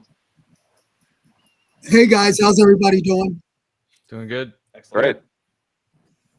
Yo. You got a question for somebody or a comment? I don't know what's going on, Dark, but Hoop God keeps talking. I don't know what's wrong. You're on. I think You're on guys- I think you're watching the YouTube itself. If you watch, Yeah, you might need to mute the video so you're not under the delay. Okay, I got it. Yep. all right, Okay, I got the problem.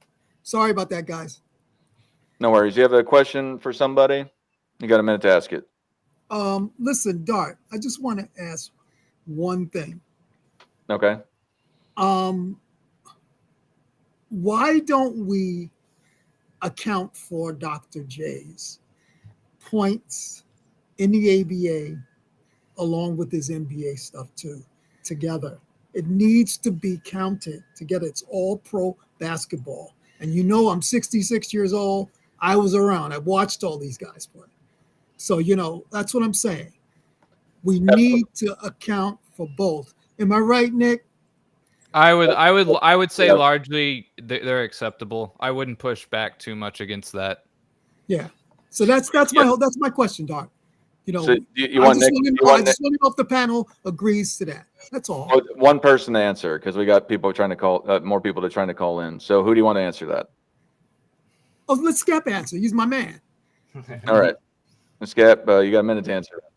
Thank you for the shout out. I appreciate it. And look, honestly, Dr. J is one of, to me, I mentioned Bill Russell earlier, but Dr. J is a very difficult player for me to kind of conceptualize because of the ABA, the time spent in the ABA. Like you could say, like a very large portion of his prime was played in the ABA. So, I mean, just the amount of teams that were there, the difference. And it's not just Dr. J. It is it's a large portion of that decade of the 70s is kind of difficult to really wrap my mind around personally, because there were other great players that came from the ABA as well.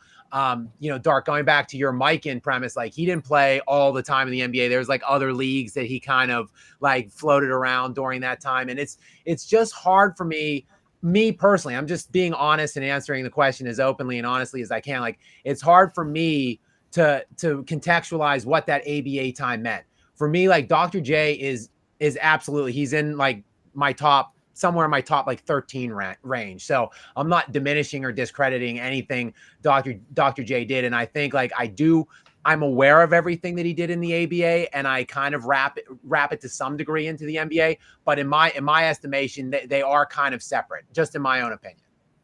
Right. All right. And Dart, I just want to add. You got a minute to say something here. Dart, I just want to add one thing. All right. Here's my point. Okay. In addition to that, I was referencing the fact that if you add his ABA stuff with it, does that put him in the top 10? That's really what my point. But like, I got him 12 right now, on my list. But I'm saying if you add the stuff from the ABA too, I think is a good argument that he should be in the top 10 if you add that stuff in. That's my point. It's a great point. I agree with you. I have him at 12 too. And it's a great point. Because if you do just add, thank you so much for the call, by the way, and the question, and for following us here. But I think that if you just make those ABA stats mean NBA, like if he just accomplished those exact same things in the ABA at the NBA at the time, I think there is a very valid case to make him top 10 then at that point. That's why I think he's outside for me, because I do view the ABA time a little bit differently. All right, we got Buki Allen here. You got a minute to ask a question and say who you want to answer it. Hey, what up, fellas? What up? Hey, What's everybody doing on this Sunday? What up, man? Nothing. I just think Dr. J, he is underappreciated. It's a lot of underrated guys like Moses Malone. We had a lot of underrated guys, but I think the thing I don't like, people always say Kobe can't be top 5 because he played with Shaq. That's the only thing I don't like. Okay. Do you have a question, or you just got a? Do you have a question, or you just got a comment? Just a comment. Yeah, that's all I have to say. Because he played with Shaq, they always use that over his head that he played with Shaq. All right. Well, thank you for calling in, Buki. All right. Thanks, man. All right. We got the next guy, Tony DeVera. How are you today, sir? Hey, how you guys doing? The only thing I wanted to comment, or I guess pose this as an open question to anyone who wants to take the for or against, and it's some person that I think hasn't been mentioned enough in this chat has been Tim Duncan. And like when I look at things that really matter to me in terms of chips, finals MVPs, all NBA selections, like Tim Duncan should be up there with, Magic, Kobe, people in that second tier of GOATs. And I mean, I think he's obviously underrated and underappreciated because he had such a, kind of boring style of play, really fundamental, didn't stack stats as much as a lot of other players. But I just wanted to hear anyone who wanted to take up the case either for or against him being second greatest all time, or even in that top 5. Just see whoever wanted to take that up. I got him at 10. Look it up. Tim Duncan, he still has the most double-doubles all time, regular season and playoffs. He still has the most blocks in the playoffs. And he All right, we'll let Hoop God answer. 1 minute. Yeah, he still has the record for most blocks in an NBA final series. He has the highest defensive win share rating in the 2003 playoffs. So, no, you're absolutely right. I think Tim Duncan does have a legitimate case, and he does get kind of swept under the rug. But again, you have to go do thorough research to understand Tim Duncan's impact. And another one that stood out to me is that he had a 19-year career championship window, never missed the playoffs. If you remove the lockout season, he never won under 50 games. And then his defensive prowess and impact, it's not measured by the stats. You got to go back and watch, So no, you're absolutely right. I think Tim Duncan does have a legitimate case. it's just like, I think a lot of people, not saying anybody on the panel, they value different things. You know, it's like that flash that is aesthetically pleasing to the game, you know, those type of things. But me just being a fanatic of basketball, I greatly appreciate Tim Duncan. So no, I wouldn't argue anybody who has him number 2 all time, because at one point I did, but of course he got surpassed by somebody else, Kobe Bean Bryant. All right, Tony, you got a minute to respond. Oh, well, I guess I'll just, one last thing I'll say is I prefer to think of GOATs in terms of like tiers, or almost like a pyramid. Like obviously MJ is way up there at the top on his own. Then there's like maybe a stack of 3 guys underneath that, and then a third tier with 5 guys, then a fourth tier with 7 guys. And I would say in that second tier for me, it's Magic, Kobe, and Duncan. But I'm curious if anyone else thinks of it that way, and who you would put maybe in that like top 9 if it's stacked that way. Like you got, you know, 3 guys tied for second, and then 5 guys tied for third. We're gonna move on to the next caller, but yeah, you got 20 seconds. If you want to say anything else? That's all I had to say. All right. Well, thank you for calling. Thanks a lot, man. Thanks, man. Thanks, man.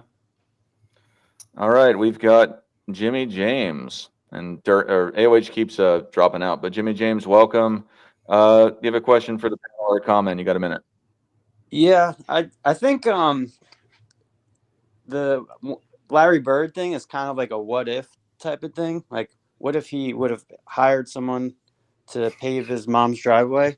Yeah, because he went to the finals 4 years in a row, and that year that he hurt his back, I think, is when they got their first loss out of that 4-year run.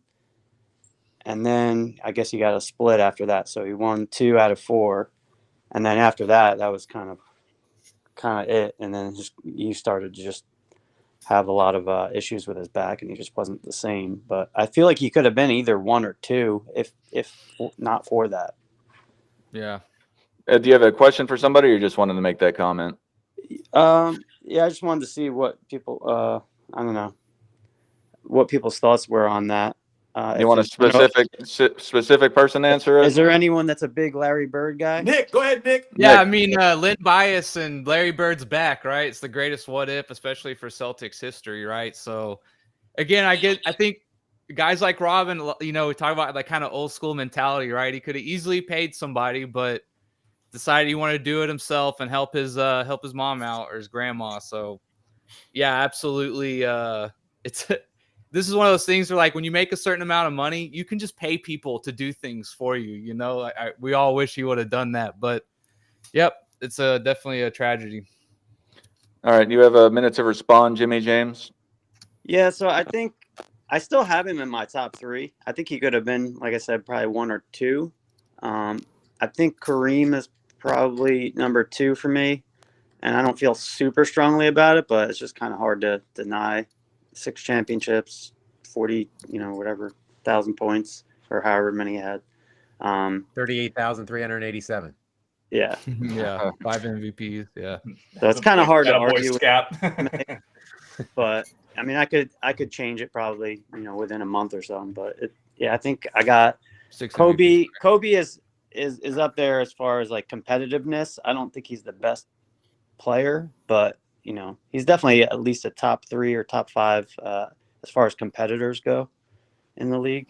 And I kind of rank him more in that competitiveness than actual being the top player. For sure. So All right. Well, I think that's the main points I want to make. Thank you. all right. Well, thank you for calling, Jimmy James. Real fast, this reminds me of something. I wanted to go and acknowledge that Ed Frank sent me a $20 super, or I don't know, it was somebody earlier, and I realized that I clicked off of it and forgot to acknowledge it. So I apologize, Ed Frank. If you'd like, you can email me and I can acknowledge it at the front of the show. But we have Gilbert Arenas in here. Oh God. And And look what he goes to. He goes right to drug testing. We're still talking about drug testing, Gilbert Arenas. This guy don't give it up, man. Hey, shout out to Gil, man. Gil, come on up, big dog. Nah, we don't want him mumbling and bumbling and stumbling ass on here, talking in circles. No, but he for $20, he says, get drug tested. The ball has been the same size since 1949, so bird shooting didn't get better because the ball got smaller.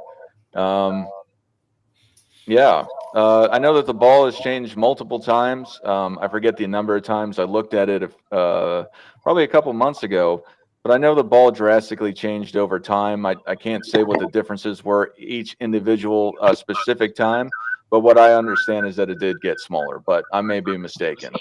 Yeah, you have to look that up. The thing I've always said for Bird is when he was coming into the league, the NBA 3-point line was literally just being introduced to the NBA. So, I mean, he kind of had to learn it on the fly. And then just because of the way the league was played, they weren't shooting a ton of them. That might be an excuse, but I mean, it makes sense why he got better as his career went along. And his coach, like his first coach, discouraged the 3-point shot. So, that has to be factored into the I'm still waiting for Gilbert Arenas, man, to take me up on that debate, Larry Bird versus LeBron James, but he's nowhere to be found. Have me on Gil's Arena, you clown, and I'll debate you all day. Because LeBron James ain't close to Larry Bird, man. Hey, wait a minute, All right. Gil. You did say on Vlad TV, you said Larry Bird would beat LeBron James one-on-one, Gil. I got it clipped, so keep that same energy, sir. That's what I'm saying. He all over the place. He don't know what he's doing. He rambling in circles. All right, we got Gary here. Welcome, Gary. You got a minute to ask a question to someone on the panel. Hey, thanks for having me on.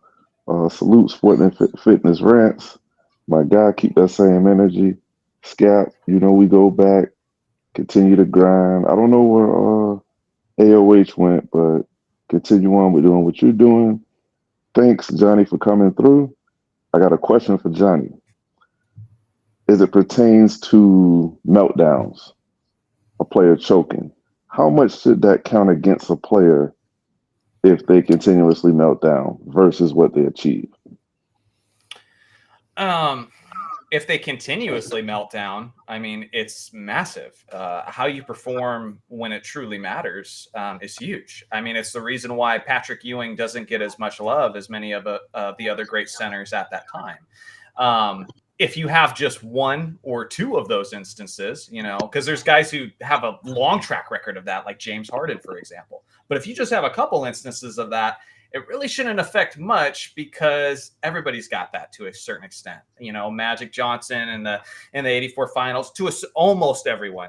The one exception is Michael Jordan is the closest one to not having that. You can maybe point to the 95 playoffs. I get he's got his baseball body excuse, but Michael Jordan is the closest one to a perfect playoff career. And so I think when you're comparing him to that, that's where those aspects are magnified. But once you start getting further down the list, you're going to find a lot of guys who had moments where they weren't great. LeBron in 2011, Kobe in 2004, Steph Curry's had his moments. There's a lot of guys that just didn't play their best, when it mattered. So it just depends on who they're being compared to is what I think. So. All right, Gary, you got a minute to respond, and we're going to go to the next caller. Okay. Thank you for that answer. I agree with you, but I just don't agree with where you have LeBron ranked because as we know, excluding the finals meltdowns, we got the 07 meltdown, 06 meltdown, 08 meltdown, 09 meltdown, 2010 meltdown, 2019 meltdown. So I don't understand where you have them ranked at. Sure. I'm trying very hard to not make this everybody gets LeBron, so I appreciate it. I know if I say one positive thing about LeBron, that's all the show's going to become. So out of respect for Dart, I'm kind of trying to avoid that. Yeah. Okay. We got Dirk is the GOAT here. Welcome. You got a minute to ask a question.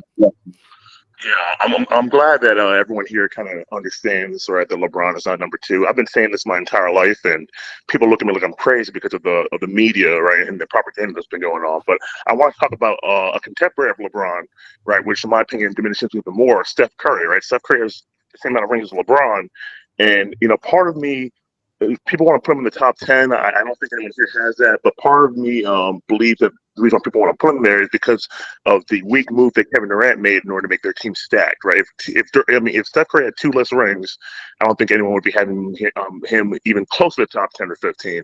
I just want to get your opinion, actually mainly Scap. I want to get your opinion on where Steph Curry ranks right now. Yeah, like I said earlier in the show, first of all, thank you for the question. Thank you for joining the show. I do not have Steph Curry in my top 10. I've been kind of trying to get him up a little bit more. I just disclosed that I have Dr. J at my 12 spot, that I have Dr. J ahead of Steph right now. Yeah, I'm not discounting Steph's offensive impact in the era that he's played in, which everyone's going to diminish his early years to ankle injuries. I see that argument made all the time when I bring up, Steph pre-Steve Kerr arriving. But we saw a little window of Steph before this era of statistical inflation and pace uptick started, and Steve Kerr came in and integrated the system that he put Steph in. And Curry wasn't a great player in those early portions of his career. And he's, of course, a moderately decent defender. He's passable. I guess he's not quite a liability defensively, but he certainly doesn't excel at the other end. And then, of course, yes, you mentioned with the Kevin Durant 2 rings, I just struggle to count those. They're just diminished and tarnished to me, just like LeBron James is. So I guess I'm, kind of viewed as a Steph hater. I think he's kind of scraping into my top 15 at this point. All right. The guy had left, Dirk is the GOAT, but thank you for calling in. Dirk is the GOAT. We have Ed here. Welcome, Ed. Are you Ed Frank? And if so, I apologize for not showing your super chat. Yeah, that's me. Can you hear me? Yes. I guess up front, what did you say for your super chat? You can ask whoever that it was targeting, and then you'll do the question afterwards. I'm not gonna. My super chat was directed at Arnett, and I'm not going to go any further on that. I mean, you guys probably saw how I feel about him. I think his videos tried to pretty much demolish Michael Jordan, if you want to say that. And I've come on here before. You probably known. I probably am one of your best fans that will say Michael Jordan is the GOAT, the best that I've ever seen. I've seen all these other guys. I've seen Kobe. I've seen LeBron, and there's nobody comparable to Mike. On that same note, Robin, you got to be a little bit fair when you kind of compare Dr. J and Kareem. There's one thing called physical intangibilities. When you're 7 foot, but you're still allowed to have a skyhook and dominate the league, then that's a pretty good guy. I mean, I've seen Dr. J in film go against Kareem, and it was phenomenal. I mean, it was kind of a battle of the gods, if you want to say that. 2 different eras, if you want to say that. 2 different styles, definitely. And, I kind of look at those guys and say, hey, they did bring the NBA further than anybody else could have brought it. Magic did that too as well. What I want to say as far as Kobe and what we talked about Wilt, those are 2 of my second guys behind Michael. I liked Kobe because I've never seen anybody close to Mike, and Kobe brought that out. Wilt, on the other hand, was the greatest physical specimen. I never seen him live. I'm not going to say I saw him live. Everything I saw about Wilt was on film. But I also know and hear stories about Wilt.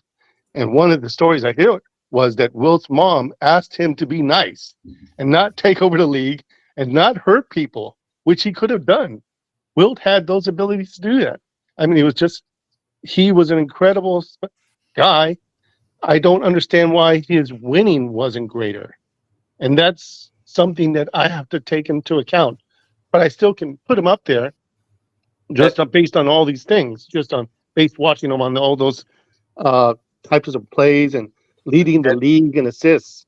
Ed, I'm sorry. Do you have a question for somebody, or did you just want to comment? Johnny said he wanted to comment on his video briefly as well, but do you have a question for somebody? So, Arnett's video, and I saw these videos on Twitter, everywhere. He tries to point out that something is definitive, and then there's, I forgot the words he used. Possible. Thank you. There is no such thing as definitive. I mean, I looked at those films over and over prior to you even putting them up. You saw, and I know that a lot of those were not definitive. You can't see them based on the film, but I'm going to tell you that I watched Michael Jordan live. I was out at Oakland when he came out there. I watched him live, and I know the fact what he was. And some of that stuff I thought you just put up was not right. All right, thank you, Ed. We're gonna let Johnny respond real fast, and then you can respond for a minute after that. I want to let you talk more because you did the super chat and I didn't acknowledge it. Sure. First off, if anybody wants to see those games, they're all in the pinned comment of that video that I did. All 10 of them. I did Habistro 6, the other 4. If everybody's going to have different definitions of what was a steal and what was, and going to disagree with me, I did mention that in the video. Now, I will say this. The average watch time of that video was 15 minutes. It was 35 minutes long. And my conclusion at the end of it was that Tom Habistro looks like he cherry-picked games, because when I picked my 4 games up against his 6 games, my 4 games were much more accurate. The other conclusion is that Michael Jordan looked pretty damn good out there, like the best defensive guard I've ever seen. If I'm being completely honest, I was curious to see the truth in this video, like just what the stats are. And so I did my counting. I put them out there for anybody who wants to go see them. But it doesn't change anything for me. Michael Jordan is one of the greatest defensive guards of all time. And next, I'm looking at LeBron's assists, to be fair, because that's been requested a lot. So anybody saying that it's not fair, I don't think there's anything wrong with digging into it and seeing what's true. But at the conclusion, whether or not the statistician was correct or wrong, anybody with an eye test can see Michael Jordan was just a freak defensively. He was incredible. So it doesn't change anything for me. He's the GOAT. All right, Ed, you got a minute to respond, and we're going to let the next caller in. And thank you for calling and super chatting. Oh, no problem. Yeah, I was going to thank him on being honest about that part. And there was another YouTuber I watched. It's Jordan versus LeBron.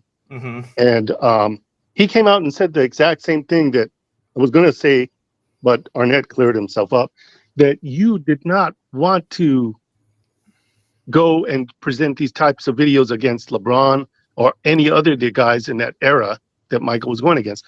And now you're saying that you will, which I'm very hopeful that you will. And that way we can see, first of all, I don't believe LeBron is in the top 25. Yeah. You saw me in the chat put in top 300, top 400. I mean, this guy is getting lower by the second. By the time I get off this call, I'm going to have him at top 500. I mean, but yeah, if you can just be fair and put those kind of videos out. Again, another channel I watch, D Allen RX, I believe. Ed, thank you. Ed, thank you for calling. We're going to move on to the next caller. I appreciate I appreciate you, man. Thank you. No problem. Thank you. Appreciate you guys. Yo, Yep, thanks, bye-bye. man. All right, we got. What's up, Robin? I just wanted to add something on to what they were just talking about, man. When we think about steals and we think about I'll the be right back. rules and how things are written, there's something called the control tip. I saw in Johnny's video, we're talking about tips and things of that nature. Oh, if I tip the ball and Michael Jordan gets it, that should have been my steal, not Michael Jordan's. That's not necessarily the case. See, that's the problem here, man. There's a gray area when we talk about control tip. So if you go to pass the ball and you tip it on the air and it doesn't go right to your teammate, that's not a control tip. There were many times in those videos, I watched the whole 35 minutes, Johnny, so I didn't half ask you at all. And you know what I said about your video. I did a video about you. I thought you were right on. You were good, man. I give you a lot of credit for that. You did some stuff. The one thing that we have to think about is the gray area, the control tips of a lot of these steals, man. And I don't think there was any malice involved in this. They're not trying. Once again, Michael Jordan was never the stats. That's all I wanted to say. One thing I want to respond to that is the rule states that it needs to be controlled. It either needs to be controlled or deflected away from an opponent. That is the distinction. So both of those works. You can look it up. That rule is in the pinned comment of that video. It needs to be either controlled or away from an opponent. So I think those both work. Again, but if I'm wrong, I'll be humble enough to admit it. That's fine. That's fine, which is why I'm okay with you guys getting your own counts. The videos are there. And I wanted to touch on this real quick. They didn't start tracking deflections, okay? Deflections weren't tracked back then. They didn't start tracking deflection until I believe either 2013, 14, or 15, one of those 2 years. Now, I'm saying that to say this. Had they tracked deflections, Scotty, you would have got credit for the deflection. MJ would have got credit for the steal, vice versa. If Michael Jordan deflects the ball and Scotty gets it, you'll get the credit for the steal. MJ get credit for the deflection. But I get what they're trying to do. They're strategically trying to revise history because they know that the guy they're trying to campaign for cannot win this debate. I mean, it's 21 years now, for crying out loud. If you couldn't surpass Michael Jordan in 15 years, how the hell are you going to surpass him in 21? 5 seconds. 5 seconds. 5 seconds. Just 5 seconds. The very next article he wrote the next day was that Bronny James was underrated. So, I mean, it's a little fishy. Go ahead. Yep. Let's welcome Matt. How are you today, sir? Do you have a question? Who do you want to direct it to? Hi, Love from India. Yeah, so I just Shout out to India! yeah. I was not even born when Michael Jordan was winning championships. I was like born in '92 or something. So yeah, so for the question I have is like for Scap and maybe Johnny. So Which when one? you're ranking your You get to pick one. Okay, Johnny, because he picked Wilt, I think, or second. Wilt. Yep. So so when you're ranking these guys, how much do you take into account how they can create their own shot? Because MJ could do it all day, Kobe could do it all day, but the court guys, I mean, I don't know how you take into account the creation of their own shot when you're doing these rankings. All right, Johnny, you got it. Yeah, I think it'll be quick. I mean, it's I think it should matter to a certain extent, but I do think people put too much value in it. Because, like, for example, Shaquille O'Neal was just a tank, and he was scoring over the top of people. I'm not going to say he didn't have skills. Shaq actually had excellent footwork. Like, he did have underrated skills. But I'm not going to look at him and say Kevin Durant's better than Shaq just because Kevin Durant can do more things. Well, yes, but what Shaq did, he did really, really well, you know? And then an underrated thing about Wilt is he was a diverse scorer. I mean, he didn't have he wasn't typically shooting threes. We have those shots of him hitting those hook shot threes over and over again. But he had an incredible fadeaway, a finger roll, soft touch. He was a mid-range scorer who could score with finesse. And so I think you have to factor that in somewhat. But I think too many times people just put too much value in being a great all-around player. Because if you have one thing that works for you, freaking milk it, man. Like, Steph Curry should shoot as many threes as possible. Shaquille O'Neal should get down in the paint and dominate as much as possible. And a guy like LeBron should take it to the rim as much as possible. So I just think go with what you got. All right, Matt, you got a minute to respond. After this, we'll take 3 more callers and shut this thing down. Hello, can you hear me? Yes. Yeah. You got a minute to respond. Come on, wake up, India. All right, Matt, we can't hear you, but thank you for calling. Matt. We're going to, yep. Much respect. Shout out to India again, man. All right, we got Austin here, and we'll have Ray Day and Leon. But Austin, you have a question. You got a minute to ask, and who are you asking? I'm going to ask a sports guy over here from New York. All right. Now, I know you were talking about Wilt, and, I respect that. I mean, I love Wilt. He's my second, almost my go-tier guy. Love him. But what you were saying about, like credit and everything and all that, it's really interesting what you said, though. I really thought it was great. But my question is, when you were talking about him going up against the Knicks, right? Would you say that Wilt's team got the best of those Knicks, or would you say that they were just outmatched? Yeah, I mean, listen, if we want to be real here, we can say that the Knicks probably got the best of the Lakers, right? They won 2. I believe they played 3 times in the finals, if I'm not mistaken. We all know about Willis Reed coming out of the tunnel. See, this is the thing right here. When we talk about Wilt Chamberlain, I started off, and I really appreciate you asking me this question and calling up, man. Thank you for the support. When I think about Wilt Chamberlain, like, once again, I did not grow up watching Wilt Chamberlain. Like I said, I'm nowhere near that. But the one thing I do understand about Wilt Chamberlain is, once again, he was not allowed to use his physical advantage to his advantage, or his physical size to his advantage. So you don't think that frustrated Wilt Chamberlain? You don't think that would frustrate somebody if you're constantly getting, not being able to do what you can do? Like I mentioned Shaq. And we must focus on the defensive end in the 60s, man. The defenders in the 60s were allowed to put 2 hands on you. I saw a play one time, right? Bill Russell was going to the hole, right? And the defensive player turned his back on Bill Russell to try to shield himself away from being dunked on, and they called an offensive foul on Bill Russell. The guy was nowhere near in position. This is the way the game was, man. Will Chamberlain was never allowed to do what he could have done in the 2000s or some of these other eras. So that, for me, I think the Knicks, like I mentioned earlier, they had a great team. The New York Knicks of the early 70s, man, you can argue that they're the most stacked team in the history of the game, man. They had a bunch of great players. They were coached great. So, yeah, I think that they may have gotten the best of Will Chamberlain and the Lakers. But once again, man, this is the end of Will Chamberlain and Jerry West's career. Right, yeah. I was just thinking, like, you were naming off all the Hall of Famers on those Knicks teams, man. They were great. You know, I never watched them. I'm young, but I'm a huge old head when it comes to basketball. Huge old. I'm 18, by the way, so I'm a huge old head. Huge old head. I love the old guys. You know, I can't stand LeBron, but that's besides the point. The point I'm trying to make is I love all you guys. You guys are great. I love your channels. They're awesome. I just thought that this historical debate was really cool. I personally have Kareem top 3. So, Johnny, you don't have to worry about that. I have Kareem top 3. All right. I'm not underrating him. Love him. But, yeah, I just thought it was great about this whole, like, second thing. Because people want to say LeBron all the time. I can't stand it. I need someone else at number 2. I need someone else. I need, Kareem, Will, Russell. I need someone else. All right. Well, thank you for calling, Austin. Of course. Have a great day. Me too. We got Ray Day here, and we'll have Leon after that, and then we're gonna shut this thing down. Hey, Doug, Gil ain't trying to grace us with another presence. Oh, I don't know. I think Robin may have scared him away. Yo, fellas. I just want my debate, man, on his Can you hear me? channel, whatever he want to do. Yeah, we can hear you. What's up, Ray? Yep. For some reason, I can't hear on my end.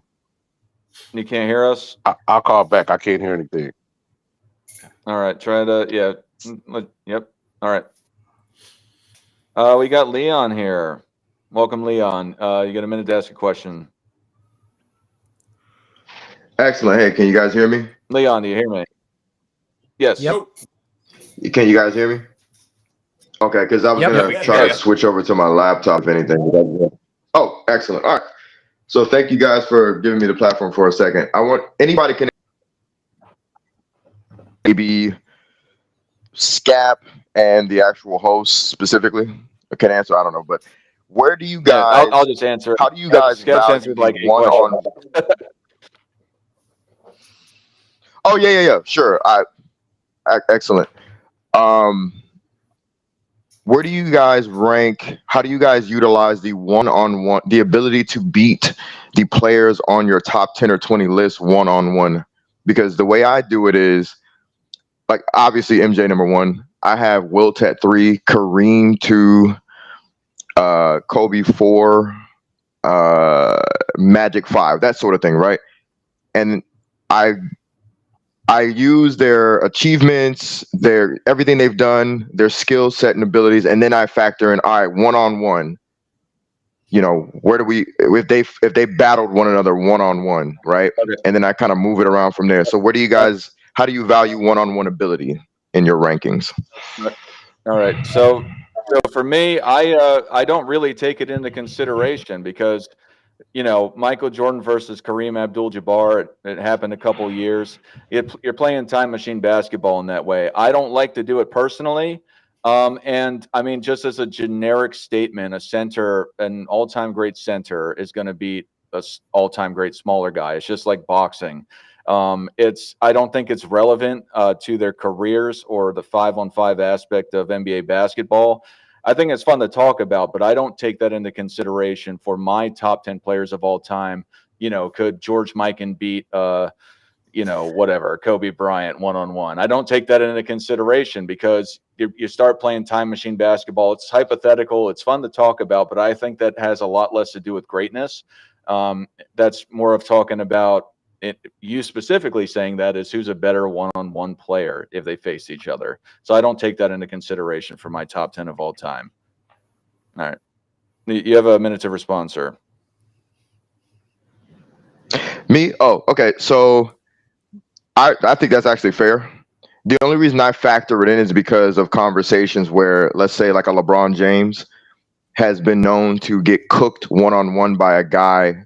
I forget his name. But he's never beaten LeBron's never beaten a guy. Jason. Yes, like he's got. So my thing is like, if we're just using, not to beat up LeBron, but just using him as an example of someone who they want to be at the top heap, right? It's like, I personally, I'm like, I can't put you at the top heap if I know on the black top, Michael Beasley's cooking your ass. You get what I'm saying? I can imagine Michael Jordan eking out Wilt in games, and I can imagine Wilt cooking Mike. You know, that's fair. That's fine. I can imagine Kareem doing the same, etc. Like, I can play with the idea of the top 5 cooking each other here and there, but I couldn't consider a guy like, let's say, a LeBron for a top 10 or 20 if Michael Beasley's cooking you one-on-one. That's the only reason why I play in my considerations. All right, awesome. Well, thank you, Leon, for calling in. Appreciate it. We're gonna start shutting this thing down. First off, I want to say thank you, Johnny, for coming on the panel. Special guest. I'd love to have you back in the future if you're interested in it. And get with you in future shows. But I want to save you for last because I want to see if you're down for this. But yeah, let's go down the list. Robin, you have anything you want to say to the people before we get out of here? Listen, stop asking me if I got anything to say. You know I got something to say. All you gotta do is say, yo, Rob, man, you up, man. Let's do it. Just remember that. I love you, dog. You're my boy, man. Once again, man, this was a great show. Thank you for everyone in the chat. I saw someone in the chat say that they unsubscribed from my channel because I said I didn't have Kareem in the top 10. I'll be honest. I don't give a damn. I'm not here for money or fame. Anyone that follows my channel knows that I stand on the same things I've always stood on. If you guys can remember the premise from the beginning when I said my 2 through 10 is fluid. There is no hard rankings here. And I rank these guys in the top 10 because I think they're worthy to be there. To me, those guys in my top 10 are worthy to be in the top 10 conversation. Wherever they are, 2 through 10 is irrelevant. So for me, Dr. J's worthy to be there. I said Kareem is worthy to be the greatest of all time. I didn't say, how dare someone have Kareem in the top 5 or top 10. I said for me, he's not in my top 10. I'm not saying he's not worthy for a top 10 spot. So let's just clarify the jump. But as usual, I want to thank everyone in the chat, man. Everyone that has, like I said, supported our channels. You guys donating money. Once again, man, I know money is hard to come by for a lot of people, man. So much respect for anyone to donate any money to our channels. This Sunday live stream is the place to be, man. Remember that. Because once again, man, we're standing on the values, the honor, the integrity, the class. And we love the game, man. And we're not tearing down players on these channels, with false lies and narratives, man. So much respect to everybody out there. Like I said, man, shout out to Nick, my man Hoop God, and my man Scap again for being here, man. You seem that you like to be here, man. You love me, man. Just be honest, man. You know you need my voice in your life. And Johnny, thank you for coming, man. And listen, man, don't be afraid to come back, man. And don't be afraid to have LeBron James number 2. I see what you did today. Because I tell you right the hell now, if you would have put LeBron James number 2 and you'd have came on here today, man, I would have went in on you. Because for me, having LeBron James number 2 all time is worse than me not having Kareem in my top 10, man. That's just my opinion. People can say what they want. That's the fact, man. You guys see the deal, man. Once again, thank you. All right, Nick, what do you got to say? That was good. Matt, as always, I enjoy it. Like the thing I always say is nobody owns sports, right? This is just all good fun. So I absolutely enjoyed it. I thought everyone had good takes all around. So yeah, nothing more to say other than we'll just keep doing it. Absolutely. Scap, what do you got to say? Dart, just thank you so much for having me on again. I do enjoy being here. Thanks to all of you guys. Johnny, it was nice to meet you officially, so to speak, and put a face to the voice, so to speak. And just to follow up on sports real quick, I think it's probably equally of a heinous take to have LeBron at 2 as it is to have Kareem not in your top 10. That's funny to hear you say all the LeBron videos I see you doing. Yep. All right, Hoop Guy, what do you got to say? Yeah, man. Once again, another great show. Scap, Johnny, I appreciate you guys coming through. On my side, that's all I've been hearing is like, bro, y'all doing this, man. How y'all get these people? So clearly we're doing something right. Of course, Nick, Sports and Fitness Rant, Dart, the original guys. I thoroughly enjoy, hearing people's perspectives, based off their criteria, because I do feel like, when you have a mature panel, we all learn from each other. Because like when I'll hear something, it's like, oh, wow, I didn't know that, right? So I'll try to dot it down. but yeah, man, for the most part, I love talking basketball. You know, avid sports fan, and y'all know my slogan, man. It's imperative that we destroy these narratives out here. So. Yeah, real fast, I want to thank everybody for coming to the live chats. Gilbert Arenas came through, and if I'm not mistaken, erroneously said that the ball size was the same throughout all NBA history. Gil, come back to the panel. We miss you. Come back, Gil. Gilbert, if you're listening, get me a copy of NCAA 25. That's what I really want. Hey, You can but get your seriously, hands Will on you one stop for being a me. goofy out here, man? Damn, Gilbert Arenas. Sign it for me. Send it over. Hey, but seriously, Gil, you're an all-time great, man. We can like talk basketball and we can actually pick your brain. So yeah, man, come on back. Gilbert Arenas was nice. I was watching live when he dropped 60 on Kobe, and honestly, if he came on, he scored 60, Kobe scored 45. That was one of my favorite games of all time. That's what I'd want to ask him about. So if I'm not here, somebody ask him for me. But yeah, I'd love to talk with Gil. That'd be awesome. If he does come back, we have to institute the timer because it got a little too wild. I made a decision to just let it roll, and I think it had its own value, but I don't think it happening again would be good.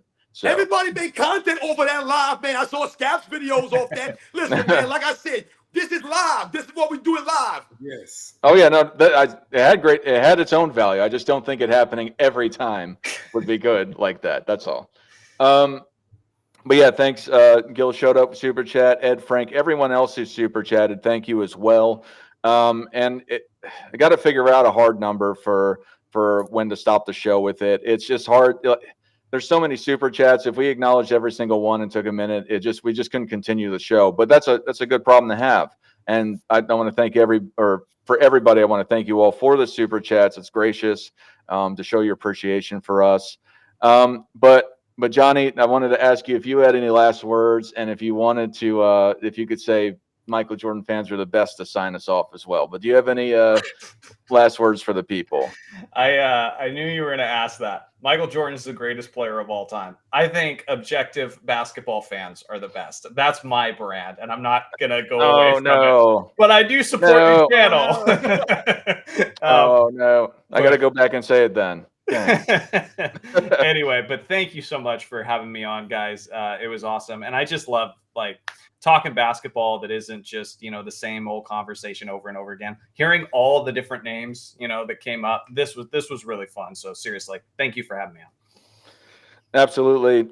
And just for the AOH fans, I don't know what happened with him. He just kept dropping out after a while, but I want to thank AOH and all of his subscribers that were tuning in from his channel. He's always got value added, and we got to see him work out. So that was cool. He been watching my videos. Anyway, yeah, thank you everyone for coming again. Thank everyone on the panel once again. I thought it was a great show. And for everyone, Michael Jordan